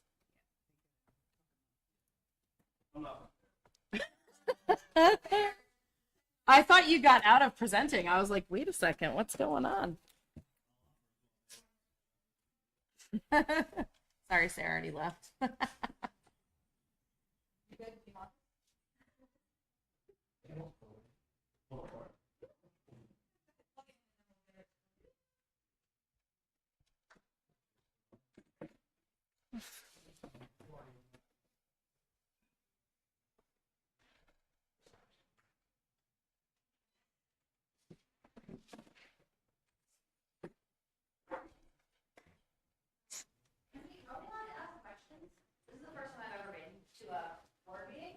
Oh, so that was what. So that's what public input is for. We had it open from 6:15, and that's what I was closing at just a moment ago. Pertaining to the earlier. Nope, that's anything you want to bring to the attention of the board at that time. Hard to hear. How can we improve the audio in a room so that, shuffling doesn't cause us to not be able to hear anything you guys are saying? For sure. Apologies for that. Usually we're the only ones in the room. Right. So that's, Only for the people who are online? yeah, that's just, yeah. So the microphone is just so the audio can be captured in the YouTube. The presentation that came from the school leaders. Yep, Our feedback for that isn't now. correct. That is another meeting. Well, that could have been during public input. Okay, but Correct. public input was entirely taken up by that presentation. So when I just was saying, does anybody, that's why I was asking. If you were waiting till that was done. Sorry about that. I discussed it beforehand when we opened public input. Okay, I think we're all getting used to what this is. Sure. Okay. Usually public input is open. We leave it open for a minimum of 30 minutes. It was put on the schedule as starting at 6:30. If we get to it early, I still leave it open till 7. 7 was the middle of their presentation. I left it open until they were done. In case anybody who wasn't here when I opened it arrived and wanted to speak, they could speak at the end, but nobody new came in. So when we open public input is when anybody who is in the room at the time would come up to the podium and say whatever it is they wanted to say to the board at the time. And then after this, you guys are going to meet internally to talk about. So no, everything, the only time we will meet internally, like non-public, is if there's something that we need to discuss that is reputationally or sensitive, staffing, things like that. Only those things happen in non-public. The rest of our meeting, we're going to be right here, but there is no more public input on that stuff. You're welcome to contact us via email about anything that you hear after public input. It's just the way that the meetings are structured. We let you guys talk about things first. In cases of large topics that maybe you would hear something and maybe we want to have public input after, sometimes we will rearrange the order, but we generally do not do that as a practice. So people know that public input is one of the first things that comes up and they know that it's going to start the meeting. Gotcha. So you have to kind of come prepared with your thoughts. Correct. But ahead of time. Okay. Thank you. And- Sorry. You're very welcome. You're fine. You're fine. And then you're welcome to contact me with any questions as well. And if you're going to hang out, I'm Carol Roy. I'm your chair. Nice to meet you. And if you are hanging out for the rest of the meeting, we can always touch base afterward. That's up to you. But I'll write your email down. Please, that would be great. Sure. Awesome. Thanks. I would also say that if anyone of the public's having a hard time hearing, they should come up to the podium and let us know so we can Yeah, project. you can let us know if it's hard to hear as well from any of us. Okay, yeah. Yep. We didn't want to interrupt. I think everyone wanted to be quiet. Appreciate that, but again, we're not used to there being 6 rows deep of people in here, so I think we are talking in our normal voices. Absolutely. Thanks. Thank you all. Nice meeting you too. All right, so Lance, she bought you some time. You better be ready.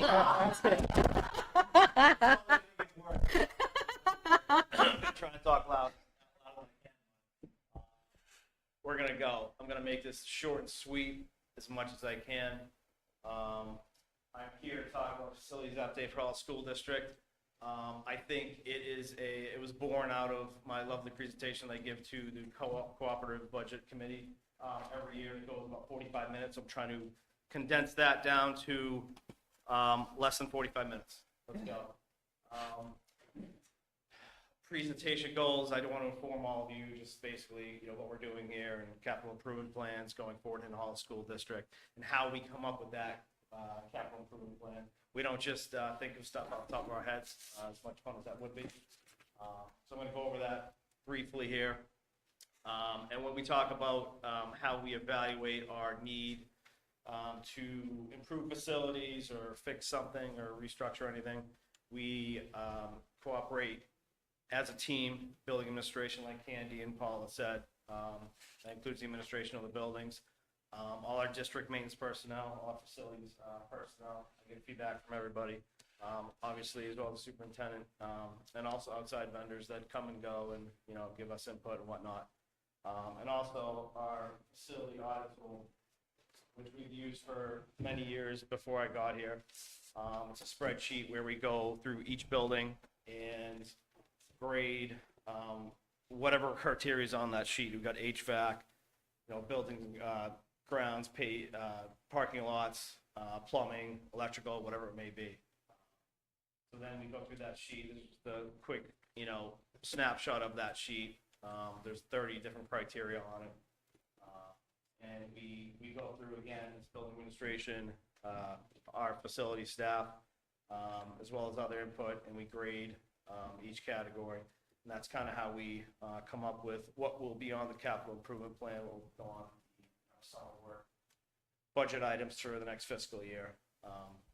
So everything has a criteria, and if it's under 5, that makes the next round and whatnot. Of course, the budget process is always a beautiful thing, where I throw everything against the wall, and whatever gets picked, gets picked. Because it is a budget process, and we only have a finite amount of funds, so that's what we do. Can everybody hear me? I don't know if I'm loud. Yeah. Let's see. Attention areas for HPS and Hughes. As Paul and Candy mentioned, they went over a lot of the summer work, which is great because I'm not going to get into the weeds. But like Hollis Primary, we've done a ton of work over the last 10 years there, replacing HVAC units. But there is one remaining unit. There are a couple, but one particularly I want to replace the next coming years. Paving is always a concern with the parking lot over there. Like Paula said, the lack of parking. for Hollis Upper,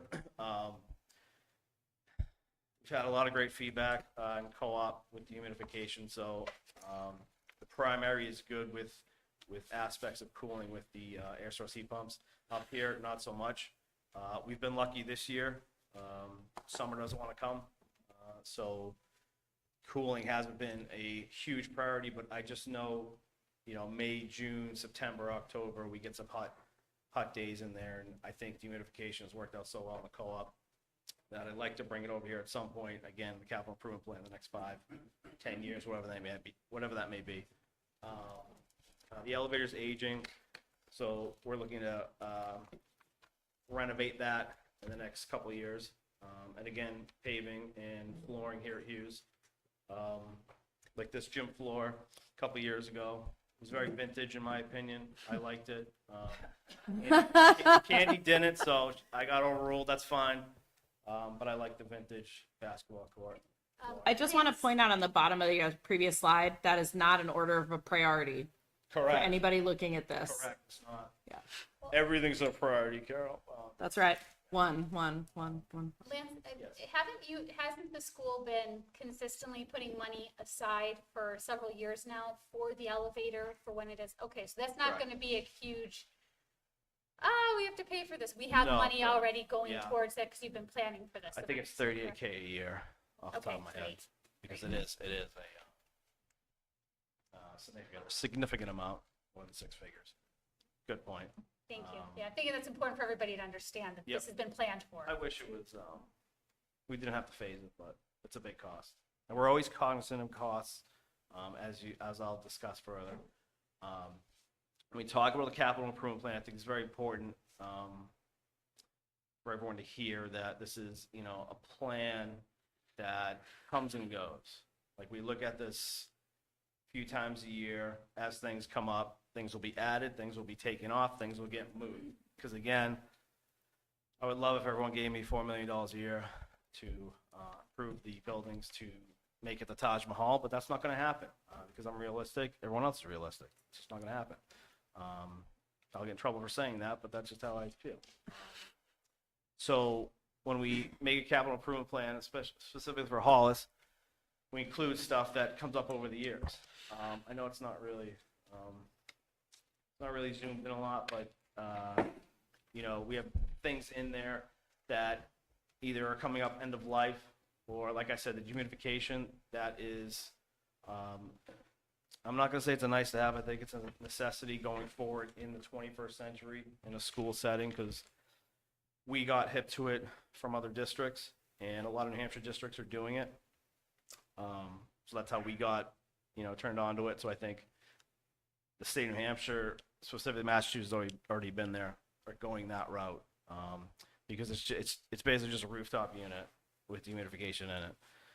So you just change the rooftop unit ducting. If you already have ducting, you're good to go. Like I said, the air handler 3 at HPS is on there. Paving, flooring. This is, like I said, this list, we'll take a look at it after budget season. We'll take a look at it midway through the year. It's an ever-changing plan. So yeah. Before you Go ahead, change the Jonathan. slide, just for reference. So Yep. if I'm looking at this, if the expansion had gone in, like the flooring at HPS, that's $35,000 a year from 2028 to 2031 wouldn't have necessarily been required.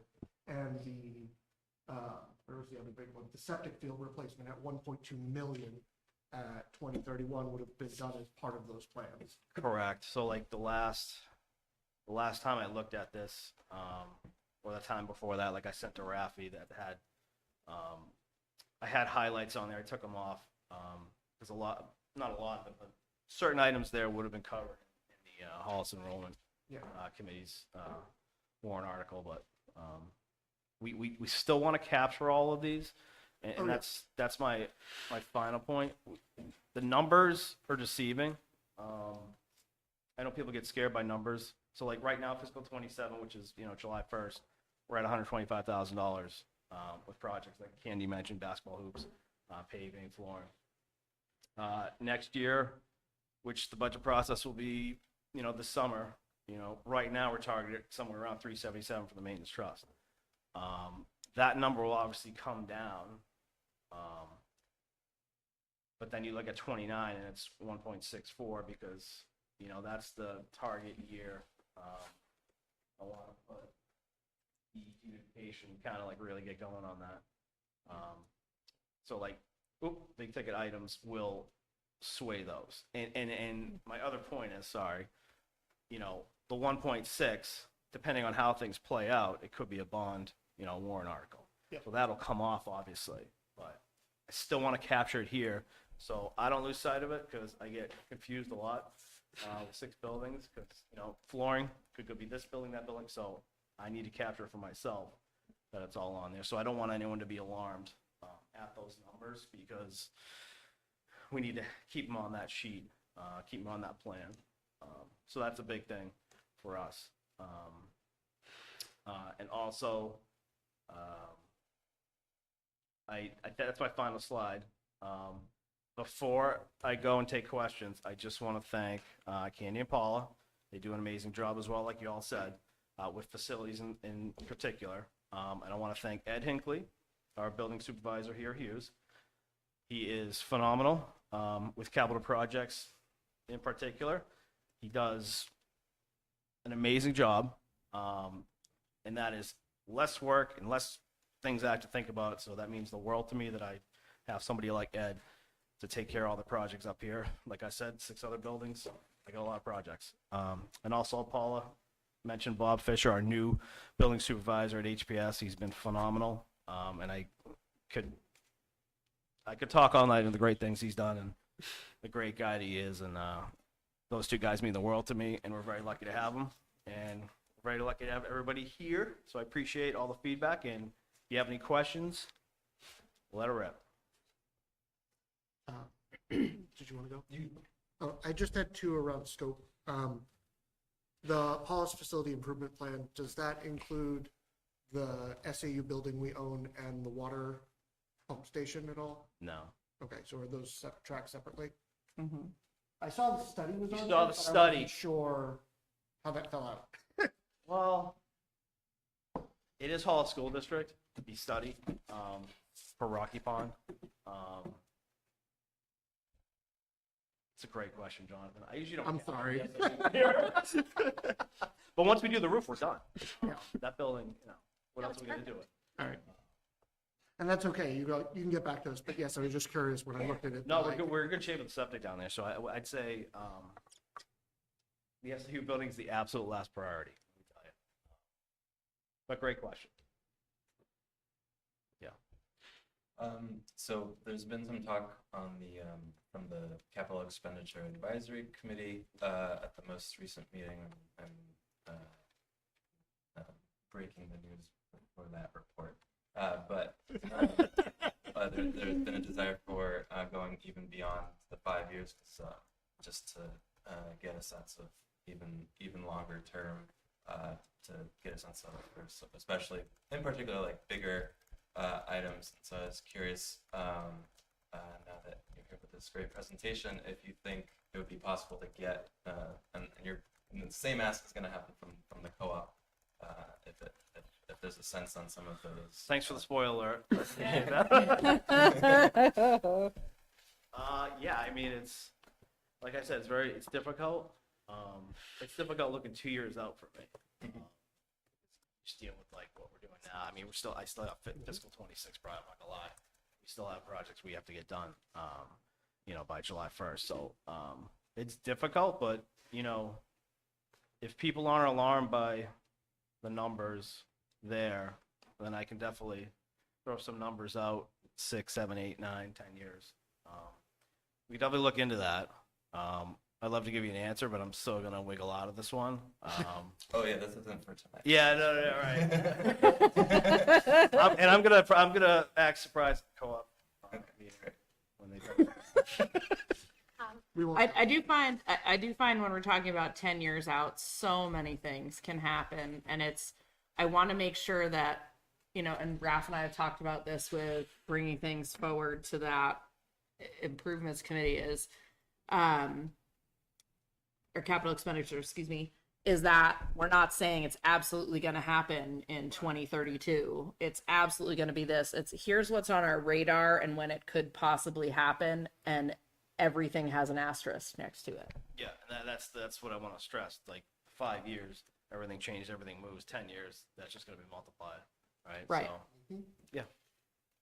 Lance, one of the things, so Hughes has the double buzz entry that we talked about a lot in our committee about wanting to get at HPS. When that was on Hughes, did that fall under facilities? That was a safe grant. Yeah. Yeah, It so, was, yes. It didn't come under the capital improvement plan because that was a safe grant. So we did and that. we've been rejected now for more applications for that because we've already received one. So for HPS to get that safe double buzz entry, is that going to end up on this plan somewhere? Yep, it can. Okay. Yep. No, it's not now. I'm not gonna lie. Yeah. Yeah, okay. Yep. So that would be something that would go on there. Yeah. Okay, Good thank you. question, Ann. As long as there's an appetite for it. Yeah, hope There there's is. for safety. Yeah. All right, Lance, thank you so much. Oh, no worries. We Yeah. appreciate you. Good to see you. Thank you. Thank you, Lance.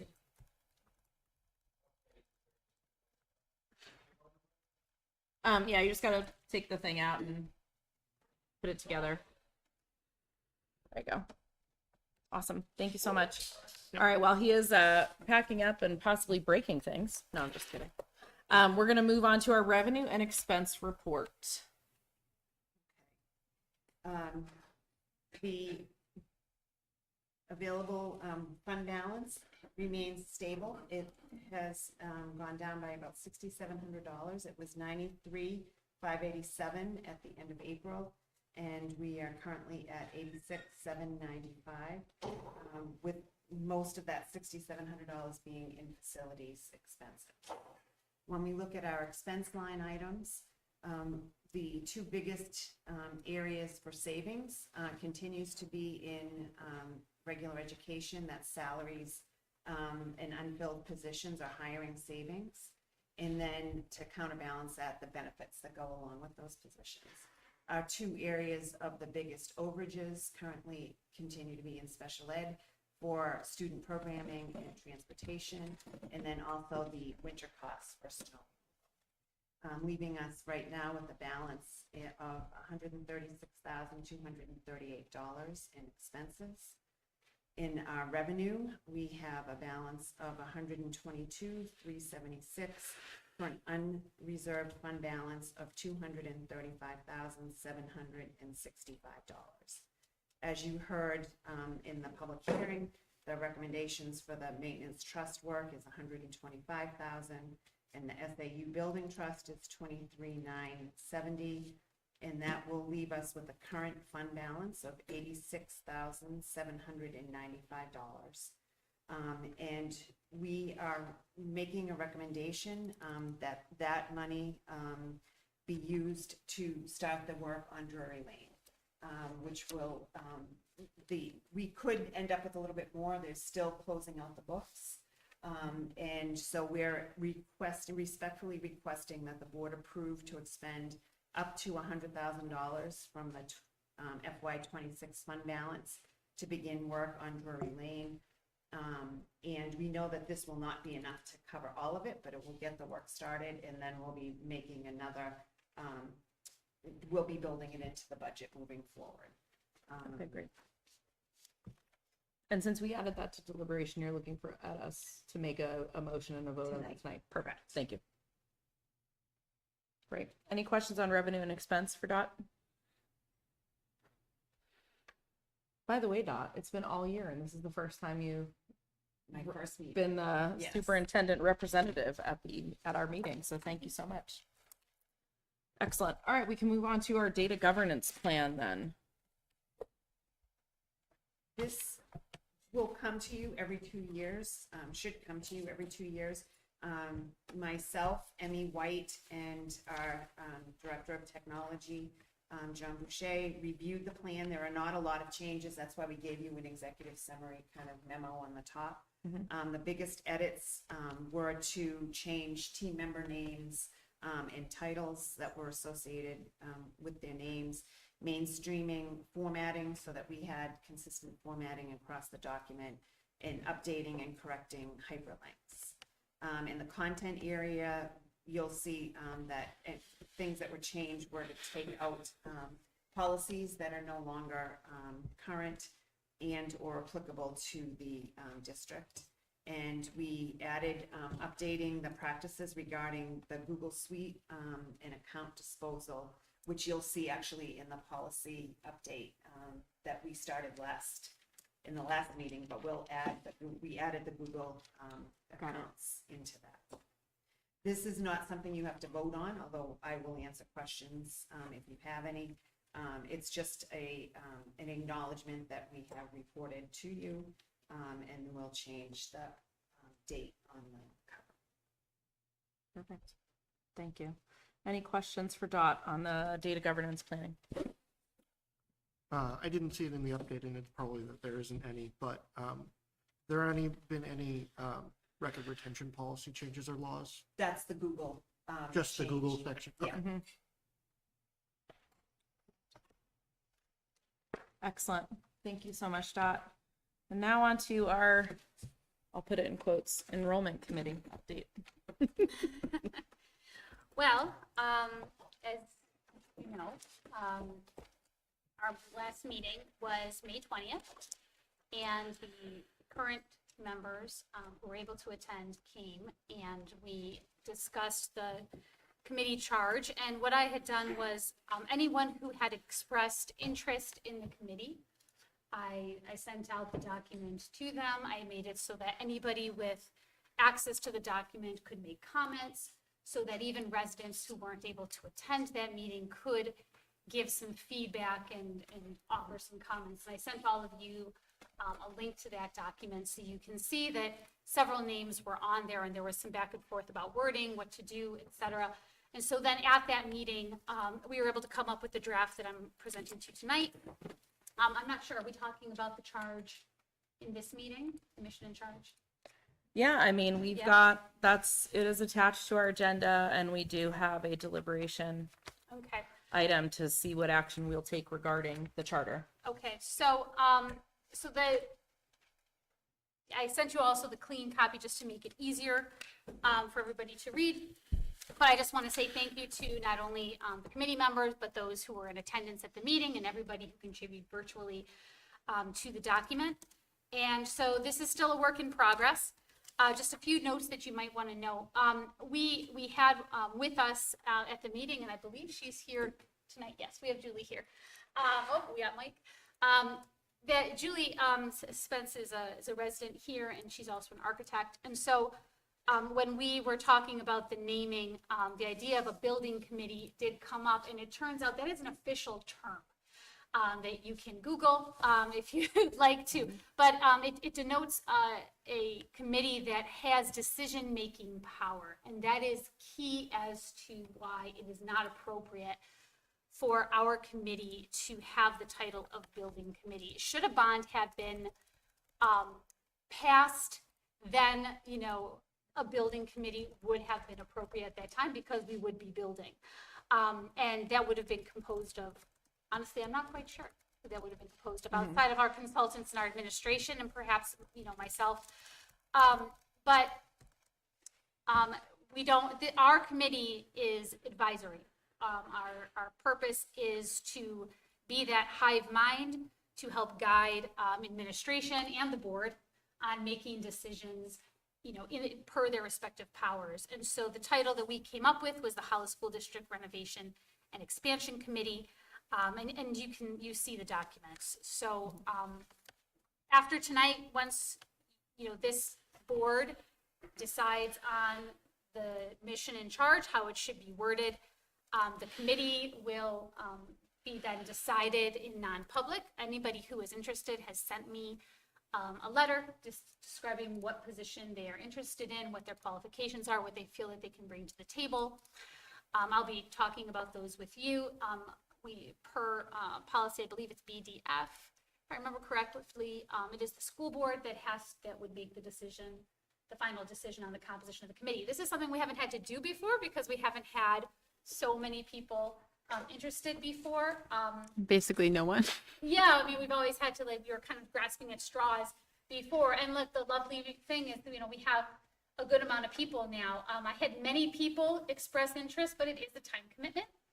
So not everyone who is interested is able to make that commitment, which is completely understandable. So one thing we talked about at our May 20th meeting was that going forward, we are going to try to offer our meetings either on Zoom also, or being live streamed. We're not quite sure what's going to be possible, but we'll be talking with administration about that. Miss Vicky, you probably saw that she was wearing a boot. She'd broken her foot in 2 places, so she was not at that meeting. So we could clarify what would be possible, but we do plan to have that available to bring more people in. So that's kind of where we are. So the next step is I need everyone here to decide, do you like the document that we went forward? What is your feedback? And then once we decide the composition of the committee, I will email everybody out who's expressed interest and make sure that they know what's going on. And we will have our first meeting of that committee on June 15th at 3:15. That's a Monday because school is out the 16th and we want to make sure our administrative and our teaching staff can also attend. And then from there, we'll kind of decide what date and times we'll be meeting starting in August. So. Okay, great. Yes, ma'am. This is a deliberative item that we need to decide on, so I'm going to hold our commentary questions and all of that for that time. Sounds great. Thank you. Excellent. And now next up is our Town of Hollis Capital Expenditure Advisory Committee update. Mr. Zach. Yeah, so we actually haven't had a meeting since the last school board meeting. One got pushed from June 1st to now a week from Monday, so there's no update from the meeting, but something pertaining to what I brought up during the facilities discussion. Something that I didn't mention last time is the desire from the committee to get even longer than 5 years, getting out to 10 years, some sense of the projects that could be coming down the pipeline. And I think it's well understood that as you keep going further out, it becomes hazier and hazier, but I think having especially the bigger projects, awareness around them can be helpful for some of the decision making as the taxpayers make the decisions year to year at the meeting. And so I will, something else that we mentioned at the last meeting here that I'm definitely going to be bringing up at the next meeting is having a better sense on individual projects on the level of certainty, where sometimes we know that, like, for the upcoming year, something is definitely going for a bond, and that's very different from something that is 3 years out, maybe that is on there, but is very unclear if it's going to be 3 years, 5 years, if that dollar amount is accurate or inaccurate, and I think we definitely need to nail that down better as a committee. Awesome. Thanks for the update, Raf. We don't have a deliberation item. Does anybody have any questions about what he was mentioning? I have a quick one. So one of the things that we've sort of talked about a little bit, and I was curious if you'd have an appetite to bring it up, is at what point on the long-term projection does the projection start to become misleading or misinformation for the public? Because it becomes high speculation, and there is a potential that by speculating an expense exists in the distant future, current things that are not speculation would possibly be either avoided or misconstrued to impact those further commitments. So I definitely have that concern from a school board position of the, if I have a need now and it's a certain need and it's whatever, when I put up in front of people but we have 10 million coming next year, but then it possibly doesn't come to fruition because it's a projection, that they will take it as real numbers and not just projections. Yeah, thank you for that input. And I think that definitely should impact, like, the iceberg charts where we're showing, the future, and definitely being very careful about having clarity over what is being presented there in terms of level of as you put it, speculative versus non-speculative. Yeah, I'm surprised that they want to expand it to the 10 years for pretty much that reason. Like the 5 seems a little more feasible, but we'll see what they say. Yep. Cool. Thank you. Anything else for Ref? Cool. All right, that closes up our discussion sections. We're now moving into our deliberation. Traditionally, the Hollis School Board does not have a meeting in July. We will have our next meeting the first week of August. And throughout the summer, the superintendent does need to move forward with hiring decisions. So it is tradition that that sounds weird. Like it's like we're only doing it because of that. But what we've done at our June meeting typically is to authorize the superintendent to move forward on hiring and accepting resignations and terminating staff without having to bring those forth to us for a vote, so it can expedite that.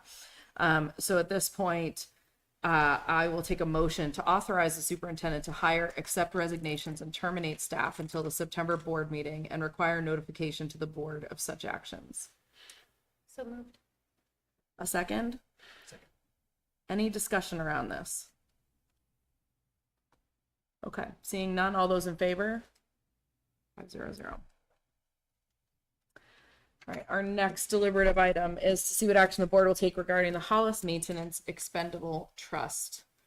So I will accept a motion to authorize the expenditure of an amount not to exceed $125,000 from the Hollis School Building's Expendable Trust Fund for the purchase of the maintenance items identified during the public hearing. So moved. A second? Second. Any discussion? We discussed it pretty well. We did. All right, all those in favor? 500. Next item is to see what action the board will take regarding the SAU Maintenance Expendable Trust. I'll take a motion to authorize the expenditure of an amount not to exceed $32,000 from the SAU Building Expendable Trust for the SAU Building roof repair. So moved. A second? Second. Any discussion?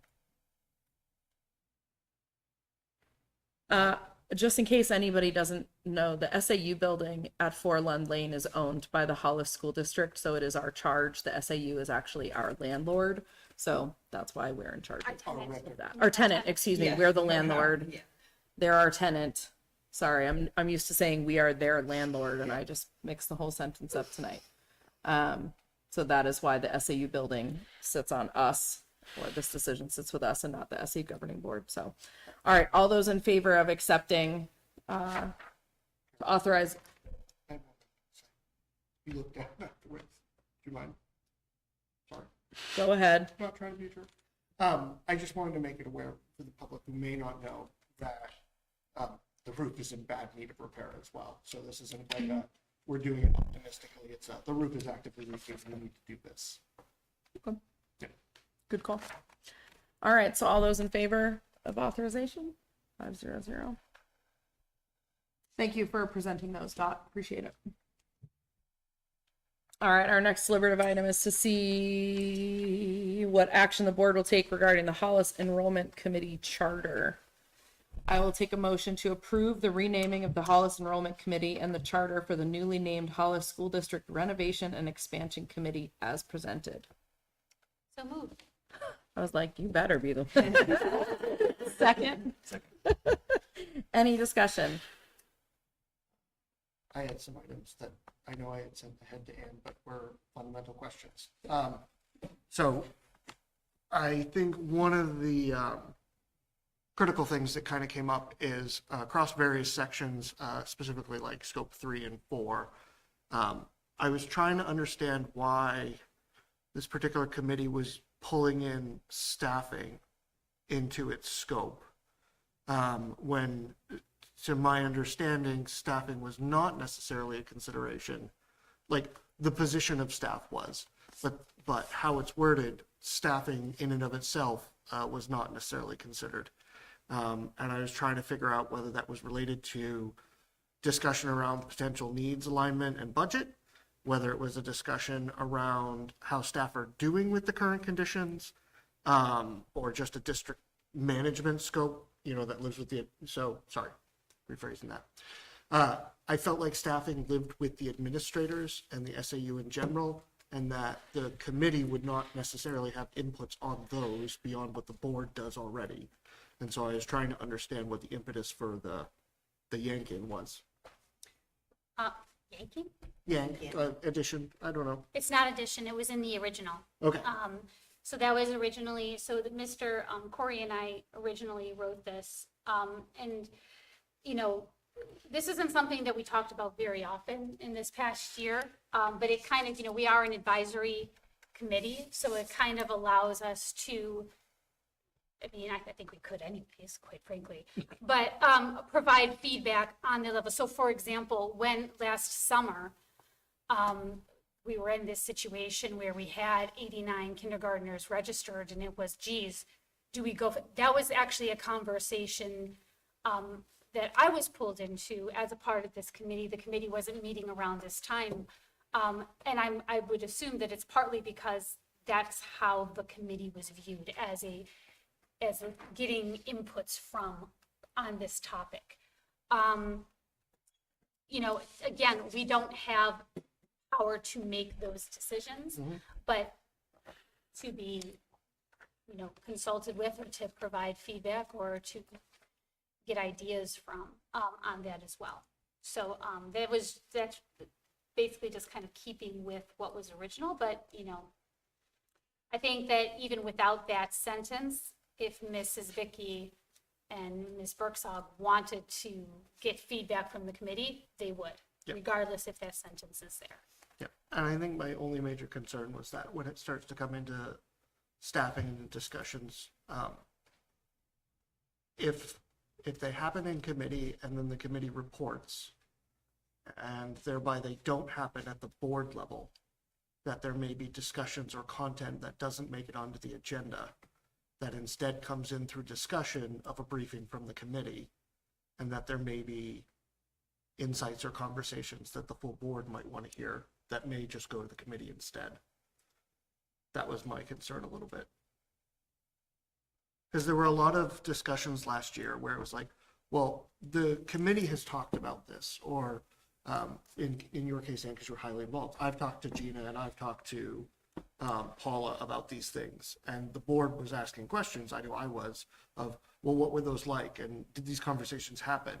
And there was what I interpreted as a bit of a blind spot I had of the conversations are happening at the committee, but then when they bubble up to the board, we don't get into as much of a discussion over the committee items, and that may lead to less informed, or at least less collaborative discussions at the board level, if that makes sense.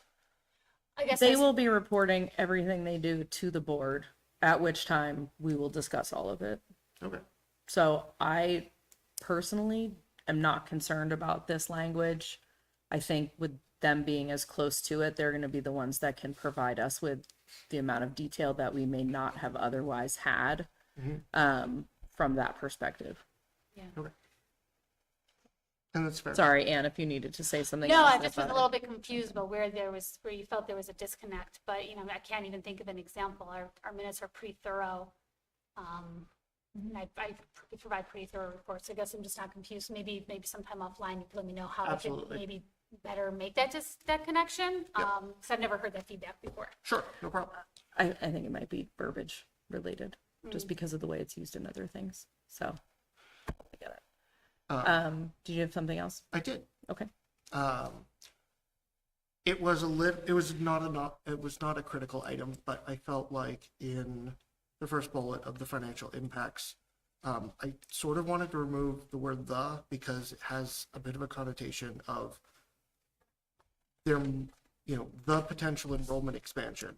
You're looking at the original, not the. Oh, did you amend that already? That's already been amended. I'm So sorry. this is Yes, the I am one going off where the it says original. the clean copy. So these are the bullets that we have. Great. And I just want to say, Yeah. I appreciate that the feedback, both as a citizen and as a board member, was taken into account. So, and then let me make sure I've got the right one then, because the last question I had was, so. The clean copy is attached to the agenda. And I now have that up in front of me. There you go. Yep. Yep. The document outlines stakeholders, and I couldn't tell when I read it whether stakeholders were committee members or people who are interested in the committee outcomes. And so I was looking for clarification because as I read them, they read as though they're memberships.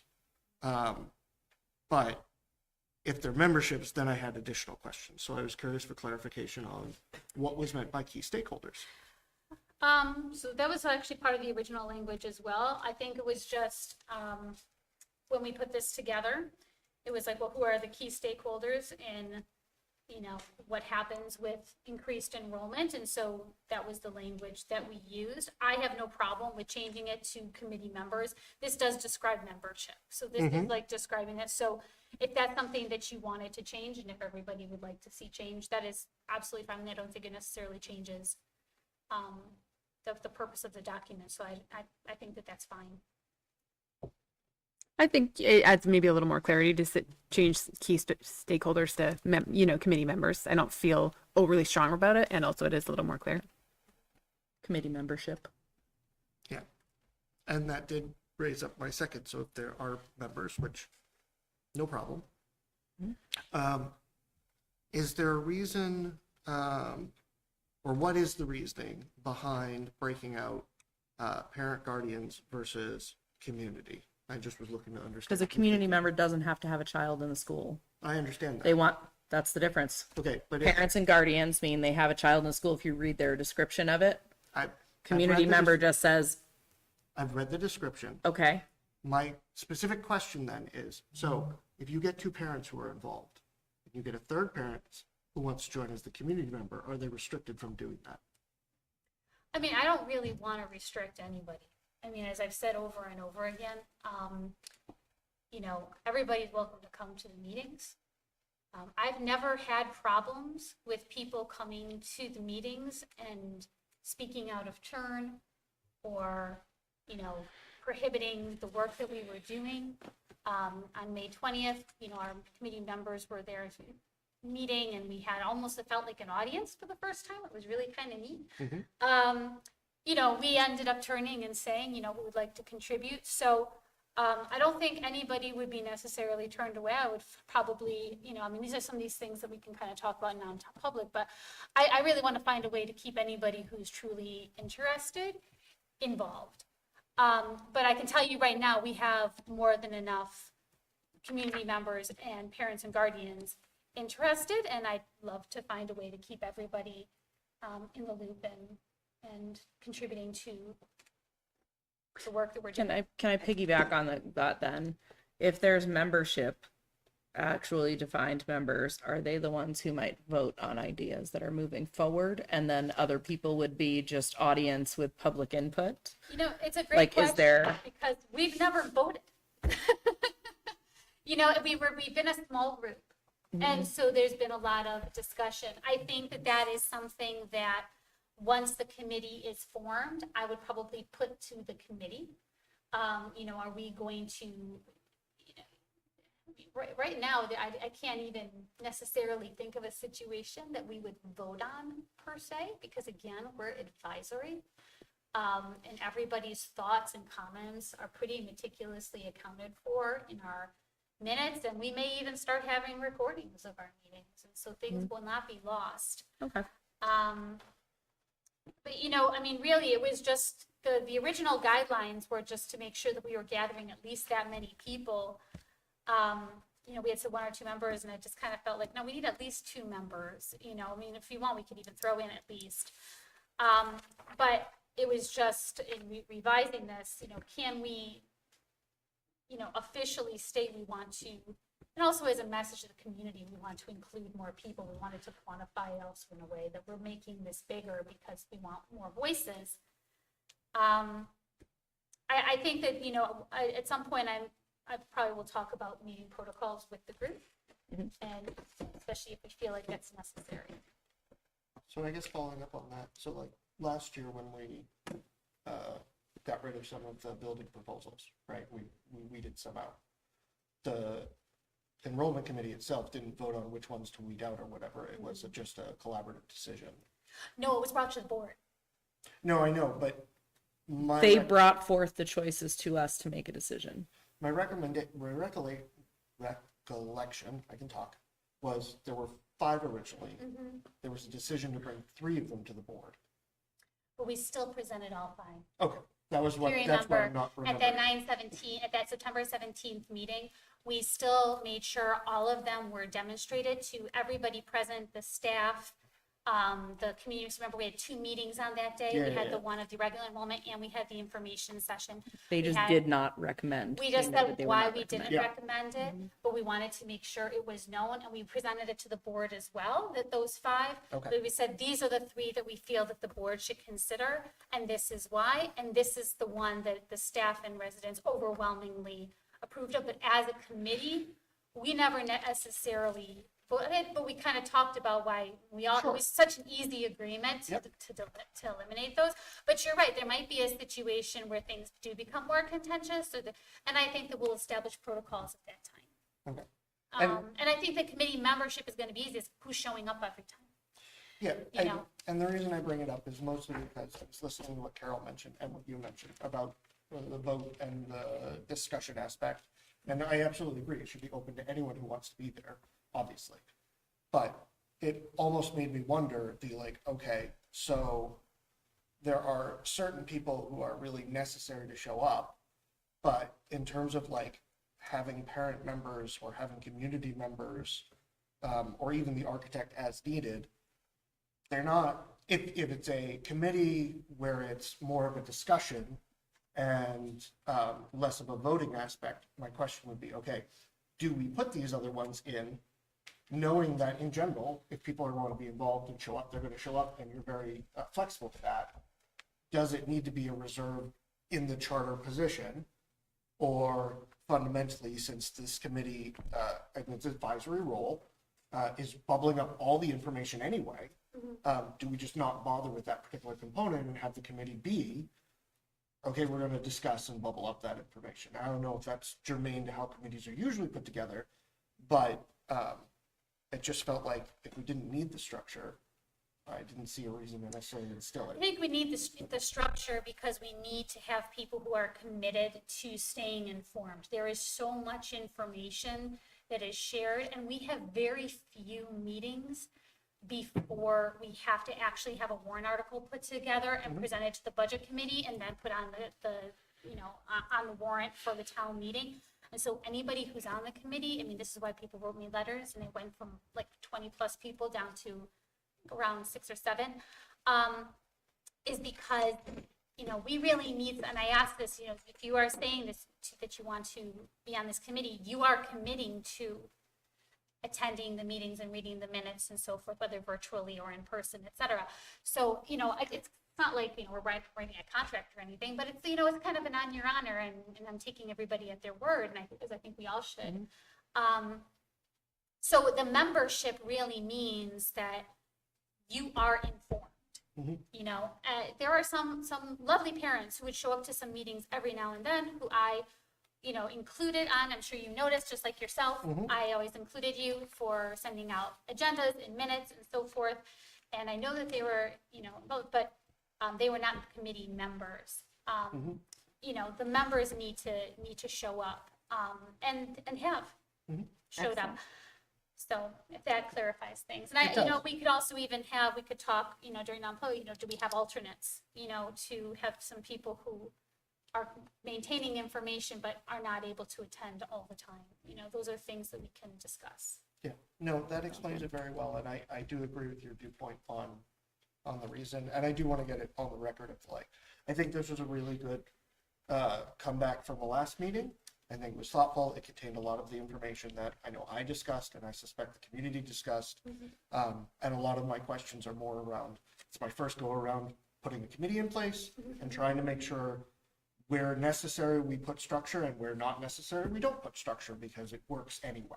So, sure. Thank you, Ed.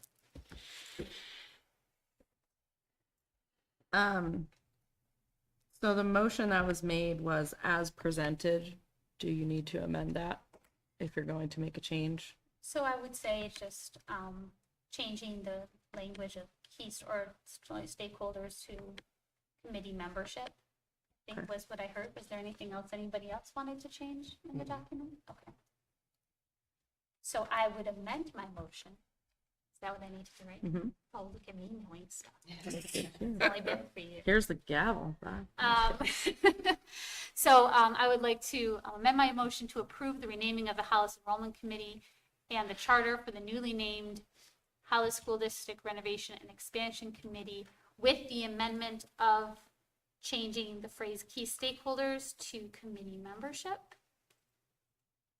Perfect. A second? Second. Got you. Mm-hmm. Good job. Any discussion? All those in favor? 500. Great job, Ann. Mm-hmm. Thanks, Okay, everyone. and we had of course, we had a agenda adjustment, obviously, to add the Drury Lane conversation, and that comes with a deliberative item. That was from the unreserved fund balance. Correct. Okay. So I will accept a motion to authorize an amount not to exceed $100,000 from the unreserved fund balance to be put toward the repairs of Drury Lane. So moved. A second? Second. Oh, Anne's got it. sorry. Any discussion on this one? Yeah, so I just want to make sure I understand, if the projected fund balance is currently at 86,000, then how do we get to the? We believe there's still maybe some funding that will increase as we close out the books, but we wouldn't exceed whatever was in the reserve fund balance. Is the language of the motion like up? Up to. Up to, okay. Yep, not to exceed. Do we know roughly the full dollar sign? No, actually, I thought Lance might stay, but he was still in the process of getting bids. Right now, rough estimate, maybe around 91,000 in paving, but we have to do some culvert work, and it will exceed, we know the work that needs to be done will exceed that $100,000, so. So this is the start. This is the start of the work. I don't know in what order they will do it. Right, and then if we incur those, it would then get encumbered against the next year's budget. We'll come forward with a recommendation in next year's budget Yeah. and or use money if it was left over in the funds. Yeah, sure, got it, okay. My only other comment is, oh my God, those potholes are big and we really need to fix them. Yeah. Yeah. It's funny to see people exiting Hughes and you're like, you know how to get around them. Get around. Not to mention, for those unfamiliar, the right-hand side of Drury Lane is technically the fire lane, and it is in bad shape as well, so that's kind of critical too. Yeah, right turn is going to also be part of the work. Yeah. Super looking forward to that. Yay. Just for those playing at home. Excellent. All right. So all those in favor? 500. Yay, Drury Lane. Okay, and now we're into policy time. We do have the proposed policy memo with everything in it, but as usual, we will take them individually. So first up is policy EBCA. I'll take a motion to accept the first reading, waive subsequent readings, and adopt policy EBCA, crisis prevention and emergency response plans. So moved. A second? Second. So this is a policy that is not required. It is recommended. However, as folks know, there was an incident with a weapon at another school that made us feel like we should formalize this into policy. Should note that this is already, all of the things outlined in this policy are things that we already do. They're not new things that we are starting because there was this issue. We've already done all of these things, and we're just formalizing it to be in a policy. You'll note in here that our emergency operation plan is not a public document, and that helps protect, create safety for our students and staff.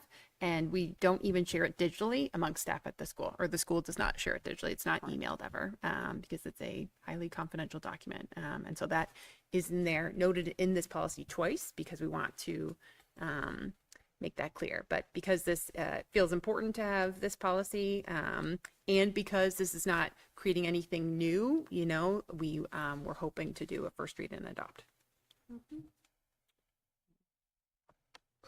Does that make it fundamentally marked in such a way it's not accessible for public right to know?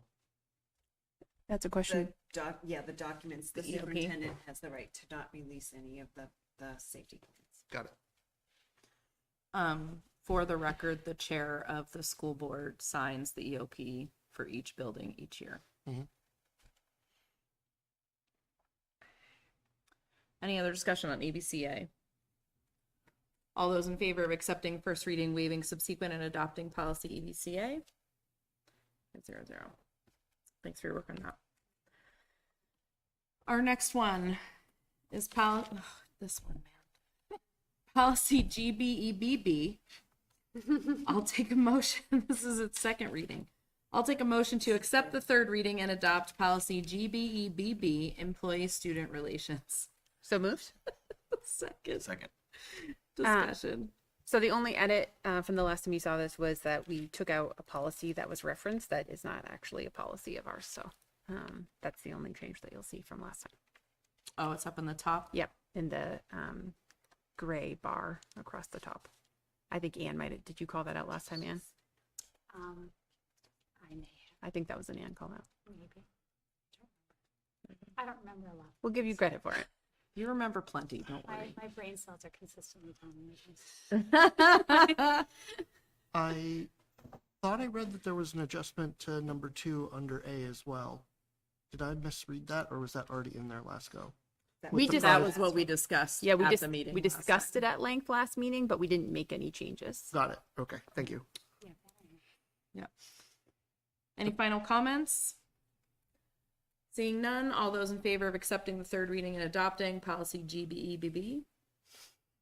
Say that 3 times fast. Nope. No, I'm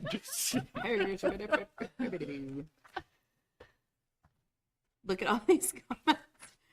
Notes from the meetings. That's so funny. Just in case anybody needed to refer back. All right, next up we have policy JCA. This is our second reading. Or excuse me, our second reading was in May. I'll take a motion to amend the first sentence by removing "and classes," accept the third reading, and adopt policy JCA, change of school or assignment, best interests, and manifest hardship as amended. So moved. A second? Second. Discussion. So something that we had talked about at the last school board meeting was in the title of this policy, change of school or assignment, best interest and manifest hardship. And what we had talked about at the school board meeting is that the policy is really talking more about change of school. And so did we want to take out the reference to assignment? And in the policy committee, what we talked about is that this really does also cover, we need to keep assignment in there. And even though the policy is more talking about change of school, the assignment is also within classrooms, right? That's what that's referring to. That is a student moved from one third grade teacher to a different third grade teacher, that is still relevant under this policy. And so we didn't want to take that out. Got it. I did get the legal reference too, if you wanted to hear what the attorney said. So she explained that the policy is for assignments outside of school. You can choose to keep the word assignment, most people do, but you could remove class anywhere you want to remove classes. It does not reference class assignments in internal to our schools. It does not refer to that. It does not refer to class Okay. assignments in our school buildings. Okay. This is all Makes sense. outside schools and outside assignments. All right. That's a good clarification. I should have let you go first, Lauren. Any other comments, questions on JCA? Seeing none, all those in favor of accepting the third reading and adopting as amended? 0-0. Next up, we've got policy JLCE. I will take a motion to amend the fourth paragraph of the first page to read, "The school will obtain at the start of each school year emergency contact information of legal guardians for each student and emergency contact information for all staff members." And the seventh paragraph on the second page by replacing "can be available" with "are permitted to be available." Accept the third reading and adopt policy JLCE/EBBC, emergency care and first aid as amended. So moved. A second? Second.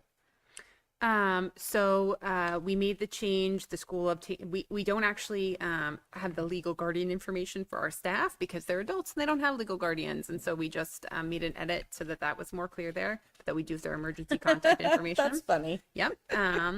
And then at the bottom of the policy under the naloxone, Narcan, and opiate antagonist, we had talked about this as a board last month, editing that line for clarity so that noting that opioid antagonists are permitted to be available, but that doesn't mean that they definitely are or have to be. Any other questions, concerns, comments on this one? Seeing none, all those in favor? 500. Now we're cooking gas. Our next one is EHB-R. Its first reading was last month. Given its second reading, I'll take a motion to amend by adding information pertaining to Google accounts, accept the second reading, waive the third, and adopt policy EHB-R records retention schedule. So moved. Second? Second. Discussion. So the addition, right, was this reference to the Google account because in reviewing and staff reviewing the data governance plan, it says in our data governance plan that you should be able to find out when we delete staff Google accounts. And so we added that chart into the policy.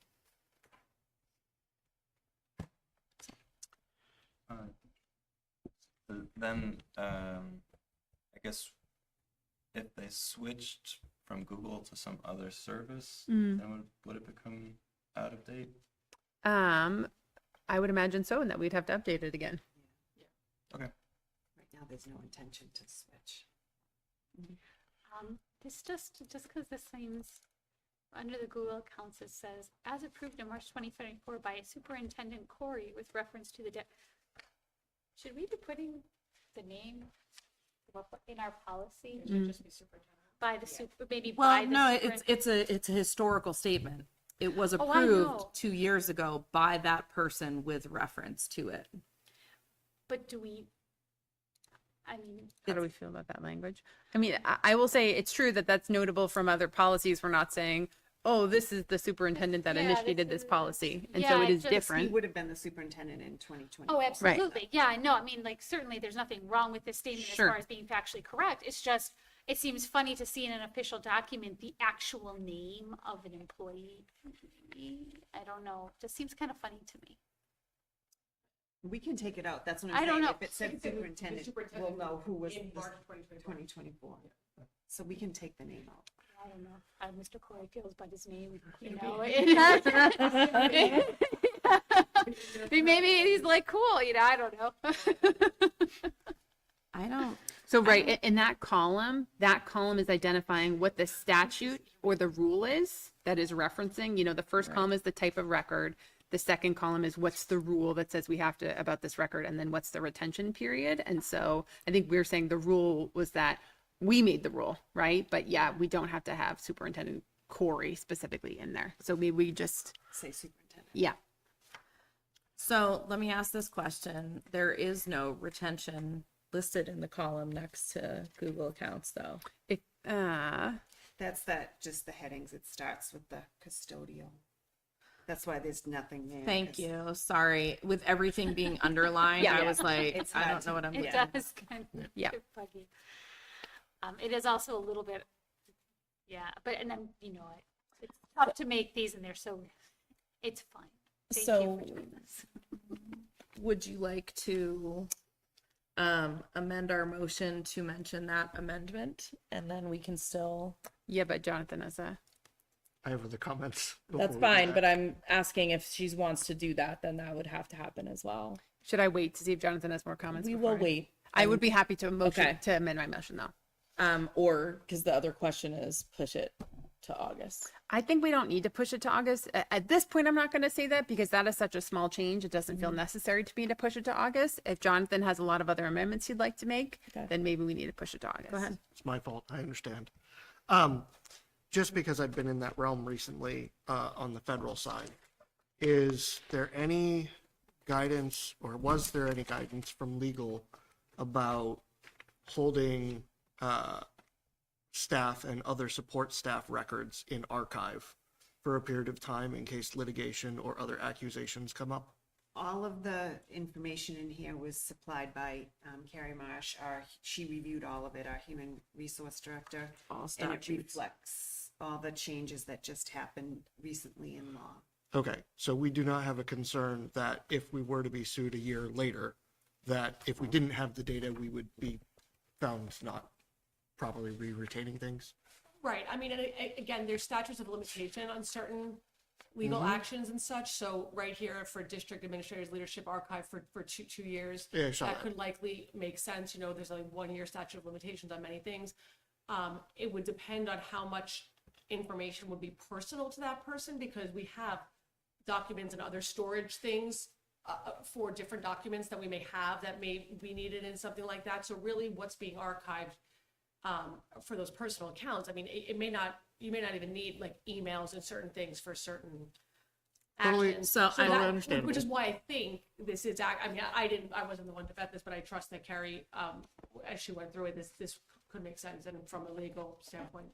And once you At the meeting in May, I just want to chime this in. At the meeting in May, this was asked and answered Yeah. the same thing. It was asked if anything that stipulates if certain documents are required for legal purposes. And Superintendent Bergskog responded, if there are documents required for legal action that is pending, then yes, but there are times when we hit the retention cycle and things are discarded. Okay, fair enough.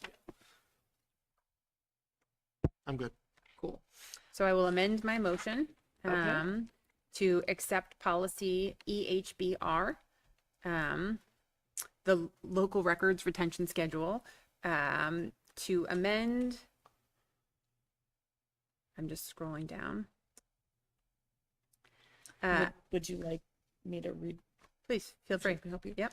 A motion to amend by adding information pertaining to Google accounts, removing the mention of Superintendent Corey's name and replacing just with Superintendent, accept the second reading, waive the third, and adopt policy EHB-R records retention schedule.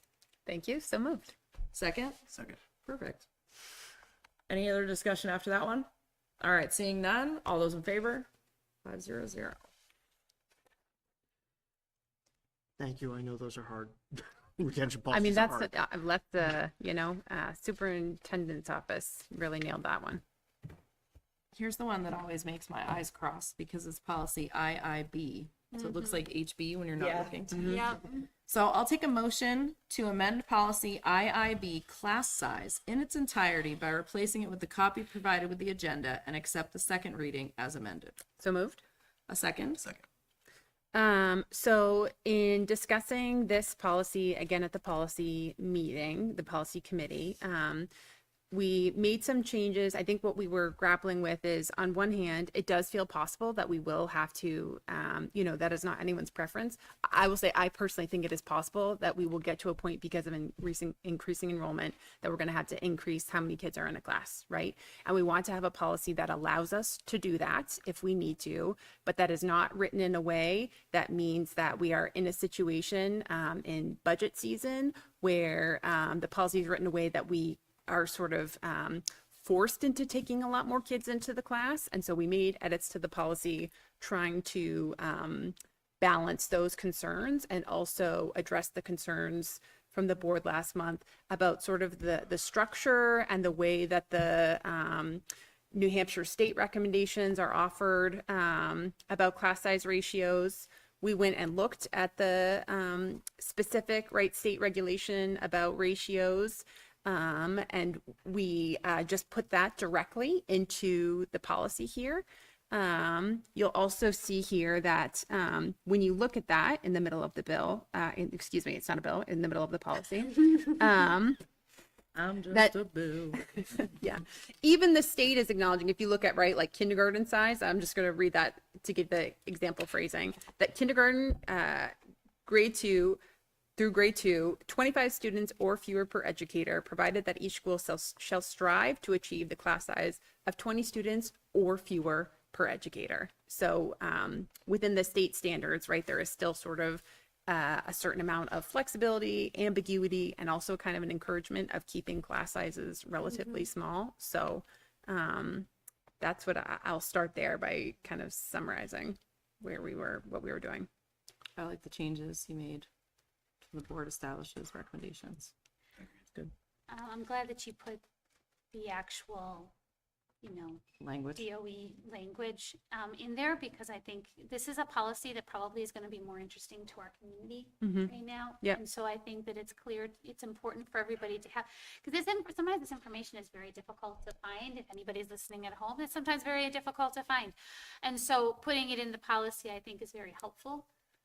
We talk about striving to be more transparent with the community. I think this is that I initially didn't understand the change from what we originally had, where it was K1, 2, 3. But it's clear that you're modeling, or the committee is modeling their recommendations on the same structure of the state, and I think that's always a good practice. I appreciate taking out the no more than that we all found rather confusing. Yep. You've made that a lot clearer. And I think that for anybody listening at home, if their state is saying a maximum of 25, but recommending 20 or fewer, essentially, why are we at 18? I think it's also important for everyone to understand the actual physical size of our classrooms in the Hollis Primary School building for two reasons. One, because of its age, and two, because of renovations that have had to happen over the year. For example, ADA compliance have caused some of our classrooms to be very small, some as small as 750 square feet, whereas by modern standards, a kindergarten classroom should be 1,000 square feet. So the fact that we are looking in some of these areas to be a little bit lower than that is actually quite appropriate. And when at some point we really are able to figure out how many students actually can physically be in classrooms, we'll be glad that we already have a policy in place that is encouraging us already to be thinking about those smaller class sizes, but then still does give us the flexibility in the state of an emergency. So this is thoughtful. Thank you for the work on this. Obviously, you must have had a lot of conversation, so appreciate you. I think that's good context to add for folks listening, and I think that's very helpful. I think also just other historical context, the school, and I wasn't on the board then, so I can't speak to specifically when this happened, but there was a period historically where the school was experiencing a lot of pressure from the budget committee to allow class sizes to go up to 30, which there would be real safety considerations at the bare minimum. And so that was something that had happened in the past, but that also our principals were making clear that there have been other times that there was adequacy in town to add money to the budget, right? To hire an additional teacher. And that the principal said, and this was at, Hughes, so this was specifically Candy, and Candy was clear that she really didn't feel like we needed that. And we did not need to add the money to the budget, and having, one class over the recommended size was not something that she felt was concerning. And so sort of like, as a school, there have been, conversations around both sides of that issue. And trying to be thoughtful about what our students and staff really need. Thank you. So the first question I had was for Carol, because I forgotten the wording. Is this read, waive, and approve? No. Okay, this is just, okay. So then. Nope, this is accepting a second reading as amended, which was replacing it in its entirety. Yeah. So fundamentally, good. My only concern comes up with and it may just be formatting of the excerpt from the New Hampshire DOE. Because when I first glanced through this, and I know there's crossouts and other things, at first I thought the Ed 30614 student educator ratios was something we were adopting and injecting into the policy and not just referencing. And where that gave me pause was on the next paragraph where it reads, maximum size of particular grade level outlined in this policy. All of a sudden you have the New Hampshire's outlined in this policy and ours outlined in this policy. And I didn't want there to be any confusion between this is not outlined in our policy. This is a referential copy of what is in the New Hampshire policy. And so I don't know how to do that, but that was my Indent concern. that paragraph.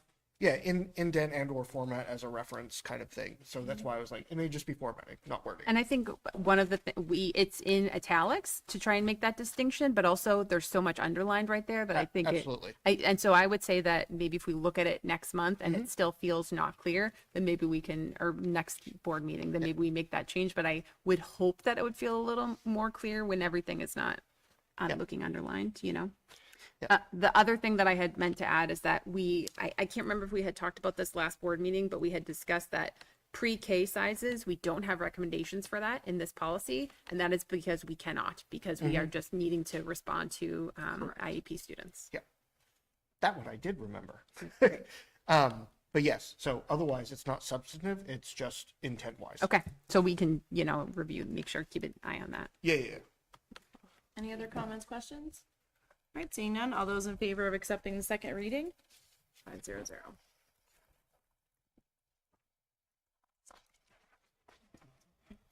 We have one more policy to look at. It's JICK. Only one minor change on the first page. Perfect. To amend, I'll take a motion to amend the fourth paragraph by replacing without more with on its own and accept the second reading of policy JICK, pupil safety and violence prevention as amended. So moved. Second. Something that we talked about last month was taking out the word parent and using the word legal guardian, because that's something that we do in other policies and wanting to be consistent. And looking at this, it's difficult to do in this policy because parent has a specific definition that's already in this policy. And so if you can scroll down and see that. And so we really, we did look at that and then decided to keep it in this context. Any questions, comments? Seeing none, all those in favor of accepting the second reading of JICK? 500. Beautiful. All right, thanks for your work on all of those, Jess. Reminding folks that there is no July meeting, as long as you're all good with that. So we will be reconvening in August, that first Wednesday of August. So be on the lookout for released agendas and things for then. We do still have a non-public that we need to go into, so I'm going to have to be taking a motion. We're not going to be doing any business after that other than adjourning, or possibly taking action on the minutes from non-public. So at this time, I'll take a motion that the board by roll call go into non-public session pursuant to RSA 91-A:3, Section 2A, the dismissal, promotion, or compensation of any public employee, and C, to discuss a matter which, if discussed in public, would likely affect adversely the reputation of a person other than a member of the body or agency itself. So moved. Oh, go ahead, Ed. A second? Second. Okay. This is roll call vote, so let's start with you. Jonathan Fontaine, aye. And I. Jess Lehens, aye. Carol Roy, aye. Zach, aye. All right, so the board is going into non-public at 8:44 p.m. Thank you very much, everybody. Enjoy the rest of the school year and your summer. See you in August. Those look really